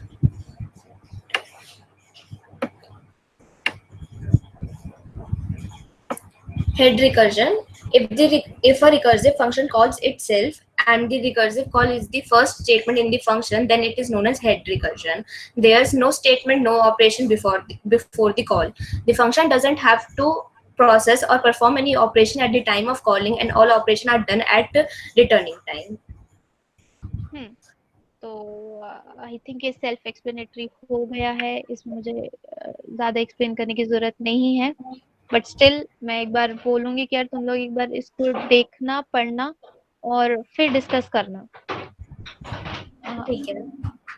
ठीक है, तो अभी मैं इससे आगे बढ़ रही हूँ, ट्री पर आ रही हूँ मैं। ठीक है, 4th पॉइंट पर आ जाओ, ट्री रिकर्जन। अब होता क्या है, हमने एक चीज पढ़ी थी, लीनियर रिकर्जन। तो लीनियर रिकर्जन में मैंने बोला था कि जब एक रिकर्सिव फंक्शन अपने आप को एक ही बार कॉल कर रहा हो, मतलब जो रिकर्सिव कॉल हो रही हो फंक्शन के अंदर वो एक बार हो रही हो, तो उसको बोलते हैं लीनियर रिकर्जन। तो ट्री रिकर्जन उसी का ऑपोजिट है बिल्कुल, ऑपोजिट नहीं कह सकते बट हाँ स्टिल, कि वो एक बार से ज्यादा बार कॉल कर रहा हो वो फंक्शन अपने ठीक आप है। को एक फंक्शन के अंदर। एक बार इसका तुम एग्जांपल देख लो, I think example more than enough हो जाएगा। ट्री रिकर्जन के अंदर जो एग्जांपल है वो देखो एक बार, उसमें लाइन नंबर 12 देखो और 15 देखो। नूपुर एक बार शुरू से रीड करना ट्री रिकर्जन को। Okay. Function is calling itself more than one time. Some recursive function doesn't just have one call to themselves, they have 2 or more. Function with 2 recursive calls are referred to as binary recursive functions. ठीक है, अब ये नीचे जो इसके example है इसमें देखो, आओ लाइन नंबर 5 में फंक्शन को डिफाइन कर रखा है। तो अगर मैंने लिखा है कि अगर n की वैल्यू, मतलब दिस इज नॉट पर्टिकुलर, तुम्हें ऑब्वियसली आगे एग्जांपल्स आएंगे, क्वेश्चंस आएंगे, तब वो होगा। बाकी रिकर्सिव फंक्शन तुम कैसे भी कुछ भी लिख सकते हो। तो इधर देखो, अगर n की वैल्यू 0 से बड़ी है तो सबसे पहले तो वो प्रिंट कर देगा, उसके बाद वो n-1 को फिर से कॉल करेगा, मतलब एक बार कॉल करेगा। ठीक है, उसके बाद जब भी रिटर्न वगैरह वगैरह हो जाएगा, उसके बाद वो देखो अपने आप को फिर से कॉल कर रहा है, वरना नीचे लिखा हुआ है कॉलिंग ट्वाइस। ठीक है, तो एफ ऑफ n-1 वो फिर से कॉल कर रहा है। सो दिस इज बेसिकली, तो ऐसा नहीं कि 2 ही बार कॉल कर सकता है, मतलब काफी अभी शायद नेक्स्ट टू नेक्स्ट क्लास में हम एक क्वेश्चन करेंगे, मतलब तब तो बहुत सारे क्वेश्चंस करेंगे सेम टाइप के, कि हम मतलब इस पे काफी सारे क्वेश्चंस है ट्री रिकर्जन के ऊपर। ट्री रिकर्जन हमारा काफी रहेगा, शायद अगले सेशन में, उससे अगले सेशन में काफी ज्यादा क्वेश्चन सॉल्व करने। हेलो, कुछ बोल रहे हैं आवाज आ रही सात्विक? है? हाँ अब बोल। हाँ अब आ रही है। सर इस वाले क्वेश्चन में कुछ बेस कंडीशन वगैरह टर्मिनेटिंग कंडीशन ही नहीं है। हाँ, मतलब नहीं डाली, कुछ नहीं डाला ऑब्वियसली मैंने, मतलब आई वाज़ जस्ट कि तुम लोग को हाँ, कि तुमको समझ आ जाए कि मैं कहना क्या चाह रही हूँ, कि 2 बार कॉल करने का मतलब क्या है। कि एक्चुअली तो कॉलिंग बहुत टाइम हो रही है फंक्शन की, बट जो मेन चीज़ थी वो 2 बार या 3 बार या कैसे कॉल करना है, वो देखेंगे। और ट्री रिकर्जन काफ़ी अच्छे से पढ़ना है हमने, मतलब शायद जो नेक्स्ट 2 सेशन रहेंगे वो ट्री रिकर्जन पर ही रहेंगे मोस्ट प्रोबेबली। ठीक है, काफ़ी मतलब बढ़िया क्वेश्चंस हैं इस पर। तो ये काफ़ी हमारा बड़ा कंसेप्ट रहने वाला है। तो इसका इसका मतलब तुम मतलब समझ गए कि व्हाट इज़ लीनियर रिकर्जन, एक बार रिकर्सिव कॉल, और tree recursion more than one time recursive call. ठीक है। ठीक है, अब नीचे आ जाओ। वो है नेस्टेड रिकर्जन। ठीक है, अब नेस्टेड का रिकर्जन हमने नेस्टेड लूप पढ़ा होगा तुम लोगों ने। नेस्टेड लूप, एक लूप के अंदर एक और लूप, या इफ एल्स हाँ। कंडीशन में हमने पढ़ा था कि एक कंडीशन के अंदर दूसरी कंडीशन, ऐसे ऐसे करके। तो सिमिलरली जब एक रिकर्सिव कॉल के अंदर ही एक और रिकर्जन रिकर्सिव कॉल हो रही हो, उसी को हम लोग बोलते हैं। फॉर एग्जाम्पल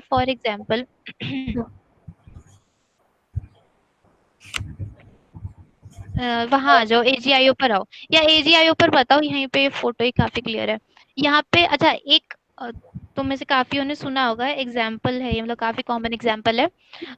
एकरमैन फंक्शन होता है एक, और इस फंक्शन को कैसे डिफाइन किया जाता है वो ही एक पर्टिकुलर फिक्स्ड चीज की फोटो लगा रखी है, कि अगर कभी भी m की वैल्यू 0 हो जाती है, तो मतलब एक फंक्शन है a ऑफ पैरामीटर्स हैं m और n दोनों इंटीजर्स हैं।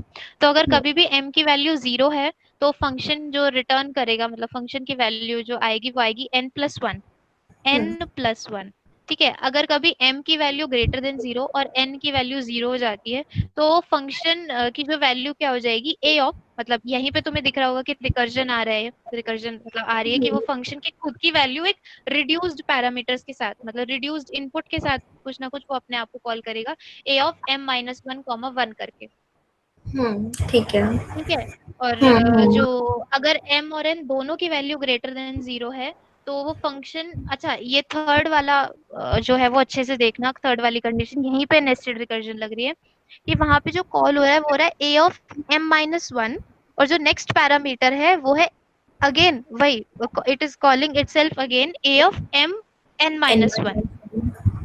ठीक है, मतलब एक रिकर्जन का एक फंक्शन जब कॉल हो रहा है, उसके पैरामीटर्स के अंदर ही मैं फिर से उस फंक्शन को कॉल कर रही हूँ।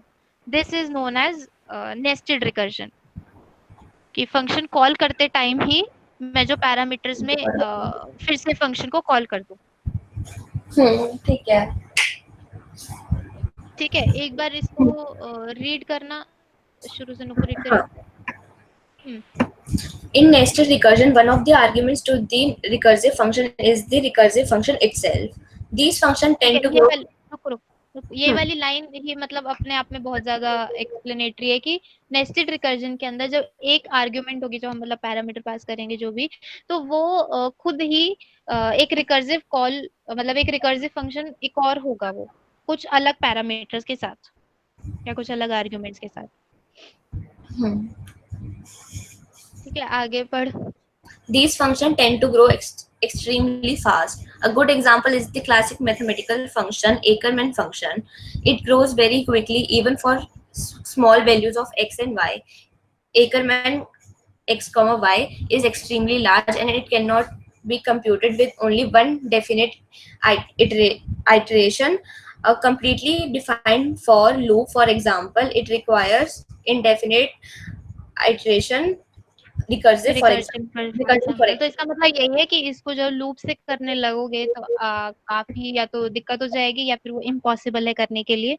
तो ये क्वेश्चन जो है, मतलब एकरमैन फंक्शन जो है वो रिकर्जन से ही सॉल्व होगा, या आइटरेशन से, मतलब रिकर्जन से ही होगा बेसिकली, ऐसे समझ लो। अभी ज्यादा कंफ्यूज नहीं होना। तो इस मतलब जो चीज समझाने की थी वो ये थी कि नेस्टेड रिकर्जन क्या होता है। एक रिकर्सिव कॉल जब तुम लोग लगा रहे हो, तो उस रिकर्सिव कॉल के अंदर तुम जो आर्ग्यूमेंट्स पास कर रहे हो वही तुम्हारा एक रिकर्सिव फंक्शन हो, विद सम डिफरेंट पैरामीटर्स। ठीक है। ठीक है, मतलब हाँ। ये क्लियर हुआ। कि नीचे देखो इसका मतलब जब तुम्हें ये इसके 3 कंडीशन समझ आ गई तो आई डोंट थिंक कि इसका कोड लिखने में कोई दिक्कत होगी। स्टिल एक बार नीचे आओ, देखो कंडीशन लगा रखी है, अगर m की वैल्यू 0 हो तो n+1 रिटर्न हो जाए, अगर n की वैल्यू 0 हो तो वो फंक्शन अपने आप को कॉल कर ले। This is simple recursion. मतलब जो लाइन नंबर 6 है वो तो हम अभी तक करते ही आ रहे थे ना कि एक बार कॉल कर हाँ लिया हमने हाँ हाँ पैरामीटर्स चेंज करके। लेकिन 7 सेंटेंस में देखो कि अगर इनमें कोई कंडीशन ट्रू नहीं हो रही है तो एकर मैन ऑफ m-1 और उसके अंदर जो एक और आर्गुमेंट है वो है वही फंक्शन का कॉल फिर से। हम्म ठीक है, ठीक है। तो दिस इज मतलब ये सारे एग्जांपल्स मतलब काफी अच्छे अच्छे एग्जांपल्स हैं, अगर तुम लोग याद रखो तो इट्स गुड। बाकी ठीक है, तो मतलब अभी एक्चुअली एग्जांपल्स में काफी ज्यादा कोडिंग वगैरह में ज्यादा नहीं जा रहे हैं, वो हमारा नेक्स्ट 3 क्लासेस में वही कोडिंग ही करेंगे ऑब्वियसली। बट अभी का हमारा जो मेन काम है वो ये है कि एक बार देख लो कि अगर कहीं तुम्हें ऐसा दिख जाए कि व्हाट इज भाई एमसीक्यू में आ जाए या कहीं पे आ जाए कि इनडायरेक्ट रिकर्जन क्या होता है या ट्री रिकर्जन क्या होता है, टेल हेड, तो इन सब के बारे में तुम्हें पता हो। ठीक है। ठीक है, तो नेक्स्ट आता है हमारा इनडायरेक्ट रिकर्जन। इनडायरेक्ट रिकर्जन में क्या होता है, एक बार एजीआईओ पर आ जाओ। इसको मैं यहाँ पे इसकी फोटो मैंने डाली नहीं थी शायद।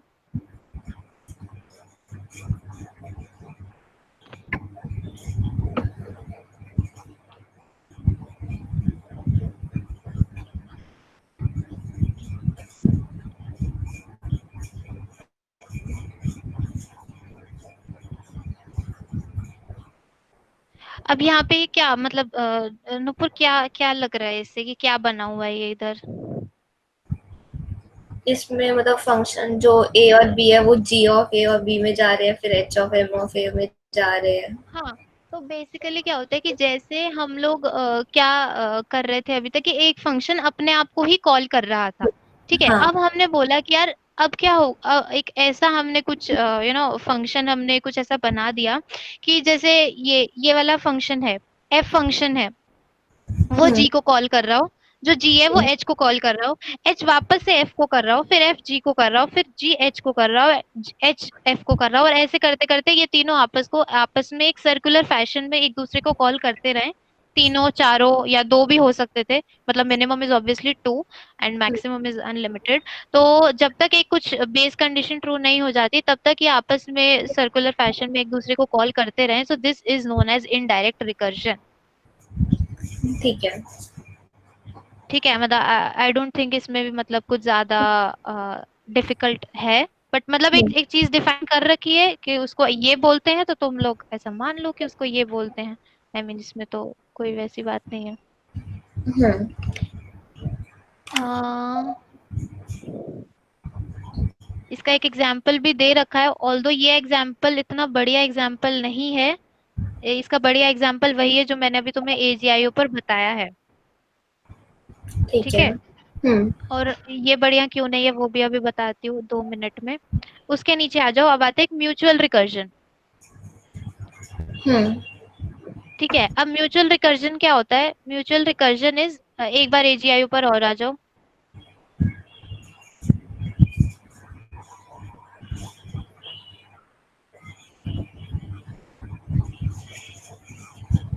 देखो, अब यहाँ पर आओ।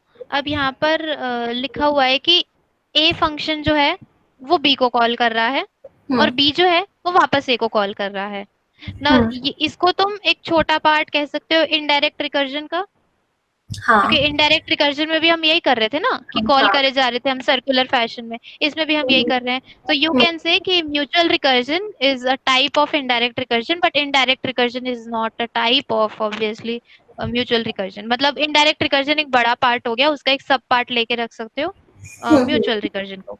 हम्म ठीक है, और जो मैंने बोला था कि जो इनडायरेक्ट रिकर्जन है उसका एग्जाम्पल इतना अच्छा क्यों नहीं है, वो इसीलिए क्योंकि वहां पे 2 फंक्शन ही लिखे हुए हैं बस। तो एक्चुअली इट इज ट्रू, मतलब दिक्कत तो उसमें कोई नहीं है कि ए फंक्शन बी को बुला रहा है, बी फंक्शन ए को बुला रहा है, ये सर्कुलर फैशन भी हो गया है। बट दिस इज मोर और less example of mutual recursion. ठीक है। ठीक है, और म्यूचुअल हाँ रिकर्जन में तो हो ही यही रहा है तुम लोग। अच्छा, म्यूचुअल रिकर्जन में एक एग्जांपल अच्छा था, I thought of explaining it. Time अभी हमारे पास हाँ है, काफी है, बता सकती हूँ मैं, ठीक है।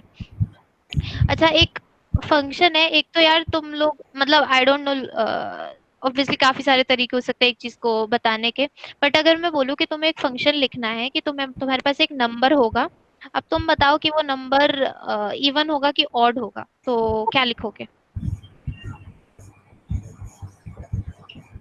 इवन होगा या ऑड होगा? हाँ, अगर मतलब नंबर डिवाइड हो रहा है 2 से तो इवन हो गया, नहीं हो रहा तो ऑड हो हाँ, गया। एग्जैक्टली, सिंपल सी अप्रोच। इसके अलावा कोई और अप्रोच कोई बताना चाहेगा?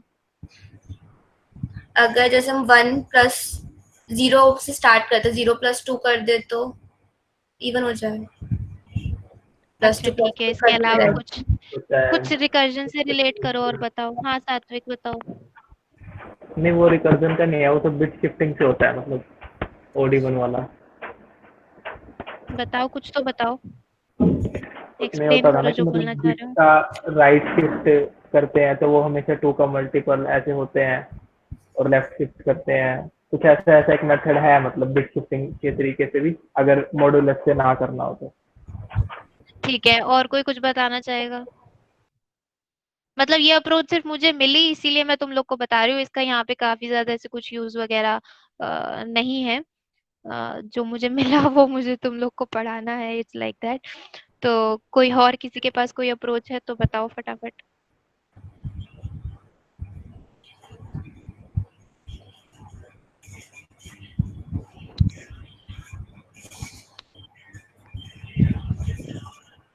ठीक है, तो सिंपली जो था वो ये था कि यार एक बात बताओ, जीरो तुम्हें पता है कि अगर मैं जीरो को हमेशा ऐसा अज्यूम कर लूं कि जीरो इज इवन, ठीक है, और अगर मैं तुम्हें एक चीज बोल दूं कि अगर नुपुर अगर एन है, मैंने बताया कि कुछ नंबर है तेरे पास एन, और वो एन इवन है, एन इवन है, ठीक है। ठीक है। हाँ। हाँ, मैंने बता दिया कि तेरे पास कोई नंबर है एन और वो इवन है, और मैंने ये बोल दिया कि यार जीरो हमेशा इवन होता है, ये भी मैंने हाँ। कंडीशन दो दे दी। तो हाँ। अब क्या मैं ये हमेशा बोल सकती हूँ कि एन माइनस वन ऑड होगा, हाँ। है ना? और अगर हाँ। मैं बोल दूं कि एन ऑड है, तो क्या मैं हाँ। हमेशा बोल सकती हूँ कि एन माइनस वन इवन होगा? हाँ। हाँ, तो एक्चुअली ये कंसेप्ट को इंट्रोड्यूस करने के लिए, मतलब काफी जो भी रिसर्च रिसर्च थे उसमें ऐसा कुछ लिखा था कि जैसे जब पीएमआई से लोग सॉल्व कर रहे थे इस चीज को, तो वो ऐसे ही था कि तुमने एक चीज मान ली है कि अगर एन इवन है तो एन माइनस वन तो हमेशा ही ऑड रहने वाला है, और अगर एन ऑड है तो एन माइनस वन या एन प्लस वन भी कह लो, वो हमेशा इवन रहने वाला है। तो इसी की मदद से, मतलब दिस इज लाइक, इसको म्यूचुअल रिकर्जन से सॉल्व करने मतलब काफी दे रखा था, तो इसलिए मैंने डाल दिया, मैंने अप्रोच बता दी तुम्हें। तुम्हें इससे कभी सॉल्व करने का मन करे तो कर लेना, otherwise we have a good thing called modulus, हम उससे सॉल्व कर सकते हैं। बिट जो मैनिपुलेशन था सात्विक ने, उससे भी कर सकते हैं, बट इस चीज को भी एक बार ट्राई करना और सॉल्व करना। थोड़ा अजीब लगेगा but you can do it obviously. Okay, मतलब इट्स लाइक जो अलग अलग अप्रोचेस तुम्हें मिलती रहे। ठीक है। ठीक है, तो हाँ। ये थे शायद हमारे टोटल टाइप्स ऑफ रिकर्जन। हमने म्यूचुअल पढ़ा, म्यूचुअल में एक फंक्शन दूसरे फंक्शन को, दूसरा फंक्शन पहले फंक्शन को कॉल करते रहते हैं। इनडायरेक्ट रिकर्जन का मतलब कि सर्कुलर फैशन में रिकर्जन चलती रहती है। वो उसको एक्चुअली रिकर्जन नहीं कह सकते, जो म्यूचुअल रिकर्जन होती है उसको तुम फंक्शन कॉलिंग ही कह सकते हो, क्योंकि एक फंक्शन जब अपने आप को कॉल करता है दैट इज रिकर्जन। बाकी नाम दिया हुआ है तो आई एग्री टू इट। फिर नेस्टेड रिकर्जन में एक फंक्शन के पैरामीटर्स में जब आर्ग्यूमेंट्स में या पैरामीटर्स में जब कॉल करते वक्त या फिर पास कर डिफाइन करते वक्त भी तुम लोग जब लिखो तो आ, उसको नेस्टेड रिकर्जन बोलते हैं। ठीक है, उसके बाद ट्री रिकर्जन के अंदर जब एक ही फंक्शन के अंदर तुम दो एक से ज्यादा बार जब कॉल कर लेते हो तो उसको ट्री रिकर्जन बोलते हैं। उसके बाद हेड रिकर्जन में जब फंक्शन के स्टार्टिंग में ही फंक्शन जो रिकर्सिव कॉल हो रही है वो हो रही है, उसको हेड रिकर्जन बोलते हैं। टेल रिकर्जन में, हाँ टेल ही था, टेल रिकर्जन में जो सबसे लास्ट स्टेट, टेल रिकर्जन हमने काफी लंबा डिस्कस करा, तो जो सबसे लास्ट स्टेटमेंट हो उसे, जब लास्ट ऑपरेशन जो परफॉर्म हो रहा हो वो रिकर्सिव कॉल हो रही हो तो उसे टेल रिकर्जन बोलते हैं। लीनियर रिकर्जन जब एक बार कॉल हो रही होती है। फिर हमने एक चीज पढ़ी थी कि स्टैक कैसे ऑपरेट कर, मतलब स्टैक कैसे यूज होता है मेमोरी के अंदर रिकर्जन के टाइम पे। हाँ। ठीक है। अच्छा, अब इसके बाद 2-3 चीजें आती हैं, ठीक है। और क्योंकि टाइम थोड़ा सा होने वाला है, तो जो ये वाला जो 2-3 टॉपिक है यार, इसमें कुछ भी नहीं है, मतलब इसमें ज्यादा तुम लोग एक बार रीड करोगे, कुछ होगा तो मुझसे पूछ लेना कि advantages of recursion over iteration, disadvantages of recursion, और मतलब comparison of loop and this. एक सेकंड रुकना। हम्म।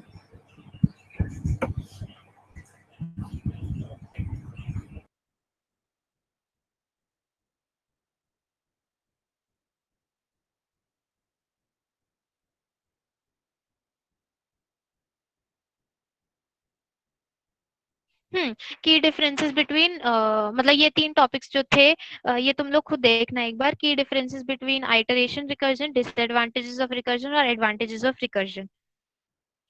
हेलो, मैंने माइक कर लिया। हाँ ठीक है ठीक है।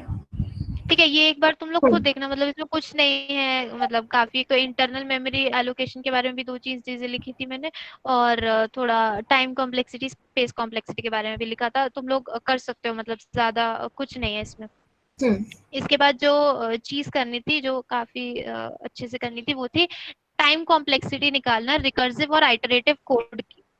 ठीक है, तो वो कैसे निकालेंगे? एक बार आओ पीडीएफ के अंदर ही, नीचे आओ, फिर से वही सेम एग्जांपल रिकर्जन फैक्टोरियल वाला ही, और भी ले सकती थी यार, बट यहाँ से मतलब उसको एक्सप्लेन करने में काफी ज्यादा देर लग जाती, तो इसीलिए मैंने यही लिख दिया। हम्म। तो देखो, जब फैक्टोरियल वाला फंक्शन कॉल हो रहा है, उसके अंदर तुम लोग आ गए ना इस पेज के अंदर, हाँ नुपुर, फाइंडिंग हाँ टाइम हाँ कॉम्प्लेक्सिटी के अंदर, तो हाँ। उसमें आइटरेटिव कोड जो लिखा हुआ है फैक्टोरियल निकालने का, वो सिंपल लिखा है, आई थिंक उसमें कोई डाउट नहीं है। नहीं। उसमें ना एक चीज जो अरे मेरे को अब लग रही है वन, जो गलत वन लिखी हुई है, होना वो चाहिए है ना। 1 से, हाँ 1 से वन। होना चाहिए, ये अब हाँ देखा मैंने। ठीक है, हाँ। अपडेट करके डाल दूंगी मैं, तो हम्म। उसको 1 से इनिशियलाइज कर लेना, सॉरी फॉर दिस मिस्टेक। तो जब इसको 1 से इनिशियलाइज करोगे, मैंने बोला कि यार इसकी टाइम कॉम्प्लेक्सिटी निकालनी है, तो टाइम हम्म। कॉम्प्लेक्सिटी मतलब क्या क्या लग रहा है कि, मतलब सिंपल सी बात है यार कि और तुम्हारी जो साइकिल है, जो लूप है, वो n टाइम्स चल रहा है, हाँ। ठीक है, और मल्टीप्लिकेशन हो रही है, सिर्फ एक ऑपरेशन परफॉर्म हो रहा है, तो ऑब्वियसली ऑर्डर ऑफ n हो गई इसकी एन हो टाइम जाएगी। कॉम्प्लेक्सिटी, हाँ हाँ। तो इसमें ज्यादा तो कुछ है नहीं। अब इसके बाद आता है कि कोई भी रिकर्सिव फंक्शन हो तो उसकी टाइम कॉम्प्लेक्सिटी तुम लोग कैसे निकालोगे? ठीक है, मतलब हम्म। अभी हमने देखी थी एक चीज, बट थोड़ा थोड़ा टिपिकल करके इसको कैसे कर सकते हैं वो देखते हैं, मतलब काफी कुछ अगर आगे बड़ी प्रॉब्लम्स आती हैं तो उसमें कैसे निकालोगे तुम लोग। हम्म। ठीक है, तो नीचे रिकर्सिव कोड लिखा हुआ है, उसको उसमें आओ एक बार, आ गए? तो अब हाँ। देखो, जो फैक्टोरियल फंक्शन है उसके अंदर सबसे पहले क्या लिखा हुआ है, if n equal equal to 0, मतलब कंपैरिजन हो रहा हाँ। है ना, कंपैरिजन हो रहा है, या n की वैल्यू को चेक किया जा रहा है कि n की वैल्यू 0 है या नहीं है। तो नहीं। सबसे पहली चीज जो हमारे कोड के जो हमारे फंक्शन के अंदर हो रही है, वो हो रही है कि n की वैल्यू को चेक करना। फिर दूसरी चीज अगर मैं देखूं, तो जब रिटर्न कर रहा है वो, तब रिटर्न कैसे हो रहा है, n into factorial of n minus 1। तो हाँ। इस चीज के अंदर एक तो मल्टीप्लीकेशन ऑपरेशन भी परफॉर्म हो रहा है, और साथ में सब्ट्रैक्शन भी परफॉर्म हो रही है, हम्म। मतलब n माइनस 1 में वहां पर भी कुछ ऑपरेशन कर रही हूँ, और उसको जब मैंने फैक्टोरियल फंक्शन को कॉल किया, तो हम्म। उस टाइम रिटर्न करते वक्त मैं उसको n से मल्टीप्लाई भी कर रही हूँ, तो मल्टीप्लीकेशन भी हो रही हम्म। है ना। दैट मीन्स इसी फंक्शन के अंदर अपने आप को कॉल, मतलब एक रिकर्सिव कॉल के अलावा 3 चीजें हो रही है, एक तो कंपैरिजन, फिर मल्टीप्लिकेशन और सब्ट्रैक्शन। सब्ट्रैक्शन। हाँ। ठीक है, तो हर टाइम पे 3 यूनिट्स ऑफ टाइम, ऐसा तुम समझ सकते हो कि और लग रहा है। तो अगर मैंने ऐसा मान लिया कि अगर जो टाइम जो लग रहा है एक रिकर्सिव कॉल में, या एन एन की वैल्यू जब तुम लोग एन की वैल्यू के लिए निकाल रहे हो, तो टी ऑफ एन लग रहा है। हम्म। ठीक है, ऐसा हाँ। मैंने बोला कि तुम्हारे जो एन की वैल्यू के लिए, जो रिकर्सिव फंक्शन के लिए जो टाइम लग रहा है, वो टी ऑफ एन लग रहा है। तो टी ऑफ एन को मैं क्या ऐसे लिख सकती हूँ, जहां देखो ए करके जो सेंटेंस लिखा होगा, t of N minus 1 plus 3, अच्छा, ठीक है। +3 का मतलब तो मैंने तुम्हें बता दिया कि 3 बार, और साथ में एक चीज जो हो रही है कि मैं उस फंक्शन को फिर से कॉल कर रही हूँ n-1 पैरामीटर के लिए, ठीक है है। ना? तो मतलब अगर n के लिए टाइम कॉम्प्लेक्सिटी जो थी वो t ऑफ n थी, तो n-1 के लिए t ऑफ n-1 हो गई। हाँ। n के लिए अगर t ऑफ n थी तो n-1 के लिए t ऑफ n-1 हो गई।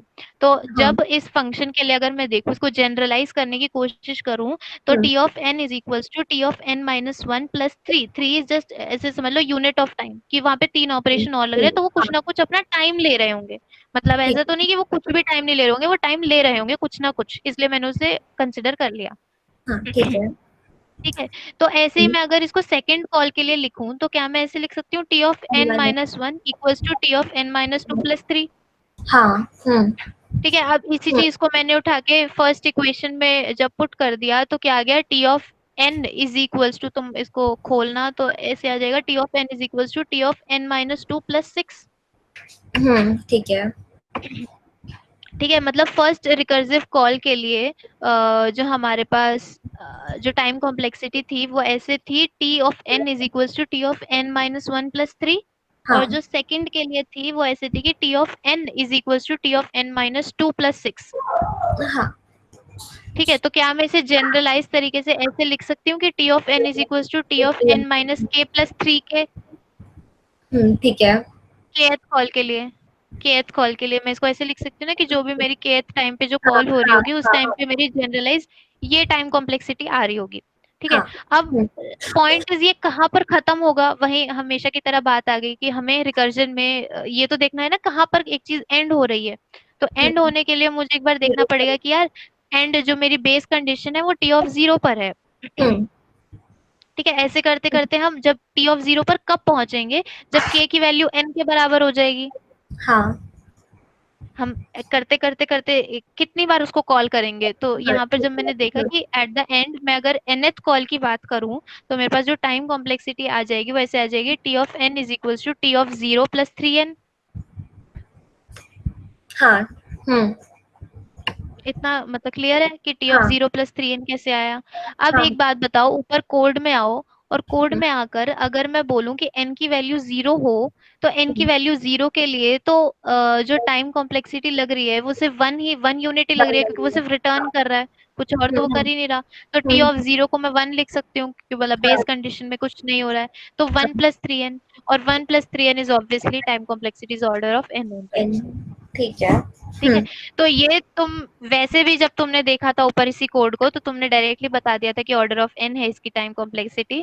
बट द पॉइंट इज कि जब काफी बड़े क्वेश्चंस आएंगे आगे और उसकी टाइम कॉम्प्लेक्सिटी निकालनी होगी, तो हम थोड़ा ये इस मेथड से निकालेंगे। ठीक है। यहाँ पर टाइम कॉम्प्लेक्सिटी निकालने में किसी को डाउट? क्योंकि जब हम नॉर्मली लूप रन करते हैं तो सिर्फ हम साइकिल्स देख लेते हैं, मतलब लूप की नो वो देख लेते हैं कि कितनी बार कॉल हो रहा है लूप, और लूप में कितने फंक्शंस परफॉर्म हो रहे हैं, बस उतने में ही हम हो जाता है। लेकिन यहाँ पर हमें हर एक कंडीशन के लिए देखना पड़ेगा, और फिर जनरलाइज फॉर्मूला लगा के बेस कंडीशन लगा के फिर टाइम कॉम्प्लेक्सिटी देखनी पड़ेगी। ठीक है, हो जाएगा। ठीक है, अब आ जाते हैं लास्ट क्वेश्चन पे, जिसका सिर्फ एल्गो डिस्कस किया जाएगा। और ये क्वेश्चन ये है कि तुम्हें एक सीक्वेंस प्रिंट करना है। अच्छा, पहले यहाँ टाइम कॉम्प्लेक्सिटी में किसी को डाउट तो नहीं है? सबको क्लियर है कि हमने ये रिकर्जन में टाइम कॉम्प्लेक्सिटी कैसे कैलकुलेट करी, और अगर आगे हमारे पास कोई बड़ा क्वेश्चन होगा, कुछ थोड़ा टिपिकल क्वेश्चन होगा, डिफिकल्ट क्वेश्चन होगा, तो हम उसके लिए कैसे निकालेंगे टाइम कॉम्प्लेक्सिटी? चैट आगे। बॉक्स में लिख दो यार।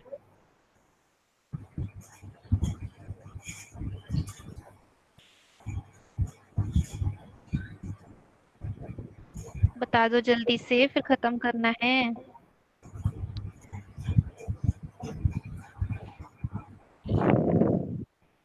थोड़ा बहुत क्लियर हुआ? अंकित सर डाउट कहाँ पर रह गया फिर थोड़ा बहुत में तो?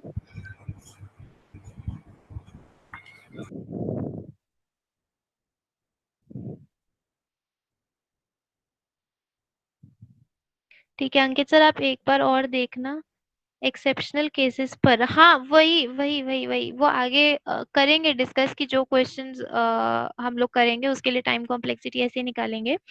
तो अप्रोच हमें देखनी थी, बाकी केसेस हम आगे डिस्कस करते हैं कि कैसे कैसे हम निकालेंगे। ठीक है, तो आगे बढ़ते हैं। क्वेश्चन है बहुत सिंपल सा है, कुछ नहीं है क्वेश्चन में। क्वेश्चन ये है कि आपको एक n की वैल्यू दे रखी होगी। एक बार AGIO पर आ जाओ, यहाँ पर तो बस रीड ही करती रहूंगी। n की वैल्यू मान लो दे रखी है 16।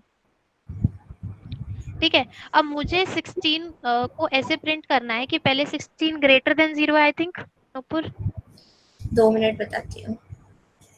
अच्छा 2 मिनट। हाँ जी, अब बोलो। मैंने बोला था कि 16 ग्रेटर देन 0 है कि लेस देन 0 है। हाँ, ग्रेटर देन 0। हाँ, तो सबसे पहले मैं 16 प्रिंट करूंगी। हाँ। ठीक है, और फिर मैं 16 में से 5 सब्ट्रैक्ट करूंगी, 11 आ जाएगा। ठीक है, तो मैं 11 प्रिंट करूंगी, फिर मैं 11 में से फिर 5 सब्ट्रैक्ट करूंगी, 6 आ जाएगा। ठीक है। मैं 6 प्रिंट करूंगी, 6 में से फिर मैं 5 सब्ट्रैक्ट करूंगी तो 1 आ जाएगा। तो मैं 1 प्रिंट कर दूंगी, 1 में से 5 सब्ट्रैक्ट करूंगी, -4 आ जाएगा। अब मुझे ये करना है कि जब तक मैं इसको 5 इसमें से तब तक सब्ट्रैक्ट करूंगी जब तक ग्रेटर देन नेगेटिव नंबर नहीं आ जाता। हाँ मतलब वही, जब तक ये ग्रेटर देन 0 तक रहेगा। जैसे ही नंबर लेस देन 0 आ जाता है उसी टाइम, या फिर 0 आ जाता है, तो मैं उस टाइम पर क्या करने वाली हूँ, मैं इसके अंदर 5 ऐड करने वाली हूँ। अब मैं इसके अंदर 5 ऐड करूंगी तो 1 आएगा। हाँ। फिर 5 ऐड करूंगी तो 6 आएगा। हम्म। फिर 5 ऐड करूंगी तो 11 आएगा और फिर 16 आएगा, और इसको मैं तब तक 5 तक ऐड करती रहूंगी जब तक ये वापस अपने उस ओरिजिनल नंबर तक नहीं पहुंच जाता। ठीक है। ठीक है, मतलब for this input I have to get this output. ठीक है, मतलब पहले मुझे n में से 5 सब्ट्रैक्ट तब तक करके प्रिंट कराना है जब तक वो ग्रेटर देन 0 है, और जैसे ही वो लेस देन 0 हो जाएगा उसी मोमेंट में 5 ऐड करना शुरू कर दूंगी, और मैं 5 तब तक ऐड करूंगी जब तक वो अपने ओरिजिनल नंबर तक नहीं पहुंच जाता। ठीक है। ठीक है, अब इसकी अप्रोच कौन बताएगा?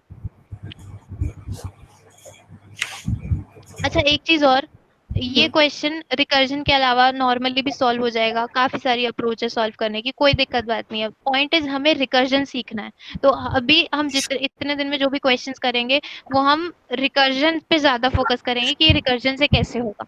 तो अभी अपना माइंड थोड़ा वैसे ही चलाना और दूसरी अप्रोच भी बताते रहना। तो अब बताओ इसकी अप्रोच, कोई भी बताओ जिसके माइंड में कुछ भी आ रहा हो।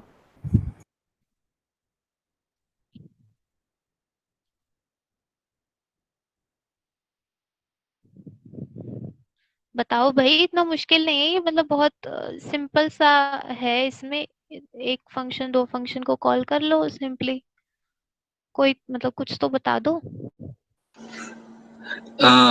नुपुर, मैं ऐसे सोच रहा था जैसे कि एक तो फ्लैग रख लिया मैंने, फ्लैग को अच्छा उसके अकॉर्डिंग रख लिया कि अगर जो पॉजिटिव है तो 0 है उसकी वैल्यू, और नेगेटिव है तो 1 है उसकी वैल्यू।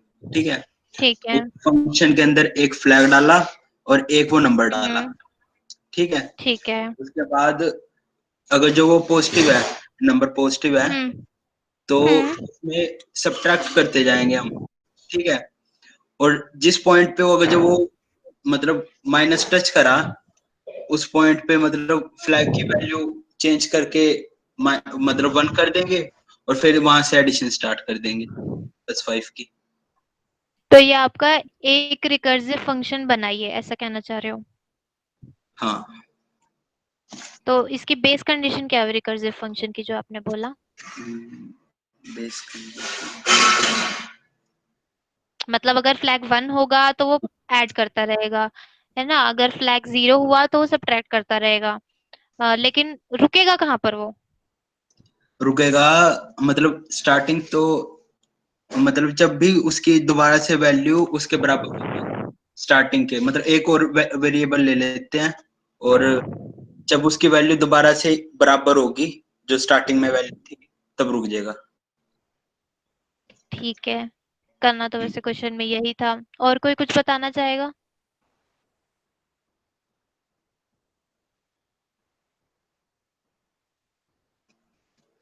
एनीवन?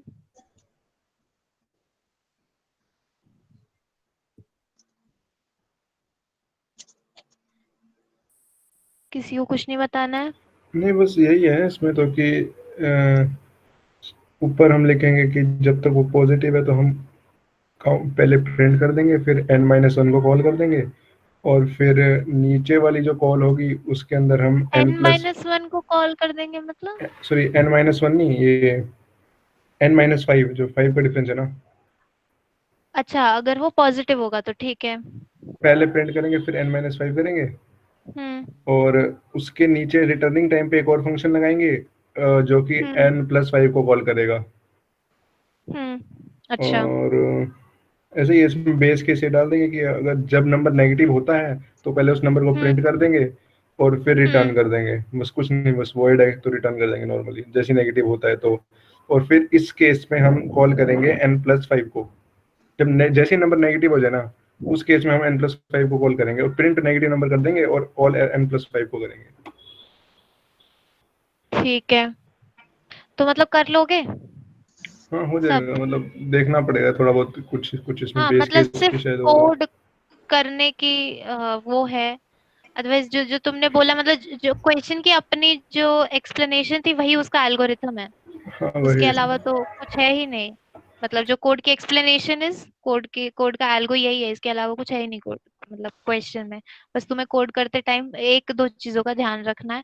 और पॉइंट इज कि इसको लूप से कर सकते हैं, बिल्कुल कर सकते हैं, कोई दिक्कत नहीं आएगी ये करने में। बट हमारा जो अभी मेन मोटिव है वो ये है कि हमें रिकर्जन सीखना है कि हम रिकर्जन लगाते कैसे, हम बेस केस कैसे ढूंढते हैं, या हम पैरामीटर्स कैसे रिड्यूस करके पास करते हैं, हम स्मॉलर इनपुट कैसे लेते हैं। ये सारी चीजें हमको देखनी है। ठीक है, तो क्या सबसे ये वाला क्वेश्चन सॉल्व हो जाएगा? अनुपुर ट्राई कर सकते हैं। ठीक है, ठीक है। अंकित सर ने सबकी श्योरिटी ले ली है, तो नेक्स्ट टाइम अगर नहीं हुआ तो अंकित सर सबको, मतलब सबका जवाब दे देंगे। ठीक है अंकित सर? सही है, कोई दिक्कत ठीक है, तो मेरी तरफ से आज का सेशन इतना ही था। अगले 2 सेशंस में या शायद नेक्स्ट टू नेक्स्ट सेशन में काफी हमारा बढ़िया रहने वाला है। ट्री रिकर्जन करने वाले हैं, उसमें काफी ज्यादा मजा आने वाला है। वो वैरायटी काफी इंटरेस्टिंग है, थ्योरेटिकल नहीं रहेगा उसमें बिल्कुल भी। मतलब उसके अंदर काफी बढ़िया चलता रहेगा। अभी फटाफट सब रेट कर दो सेशन को और फिर डिनर कर लो, और फिर हम परसों मिलेंगे। अच्छा, हाँ चलो पहले रेट करो।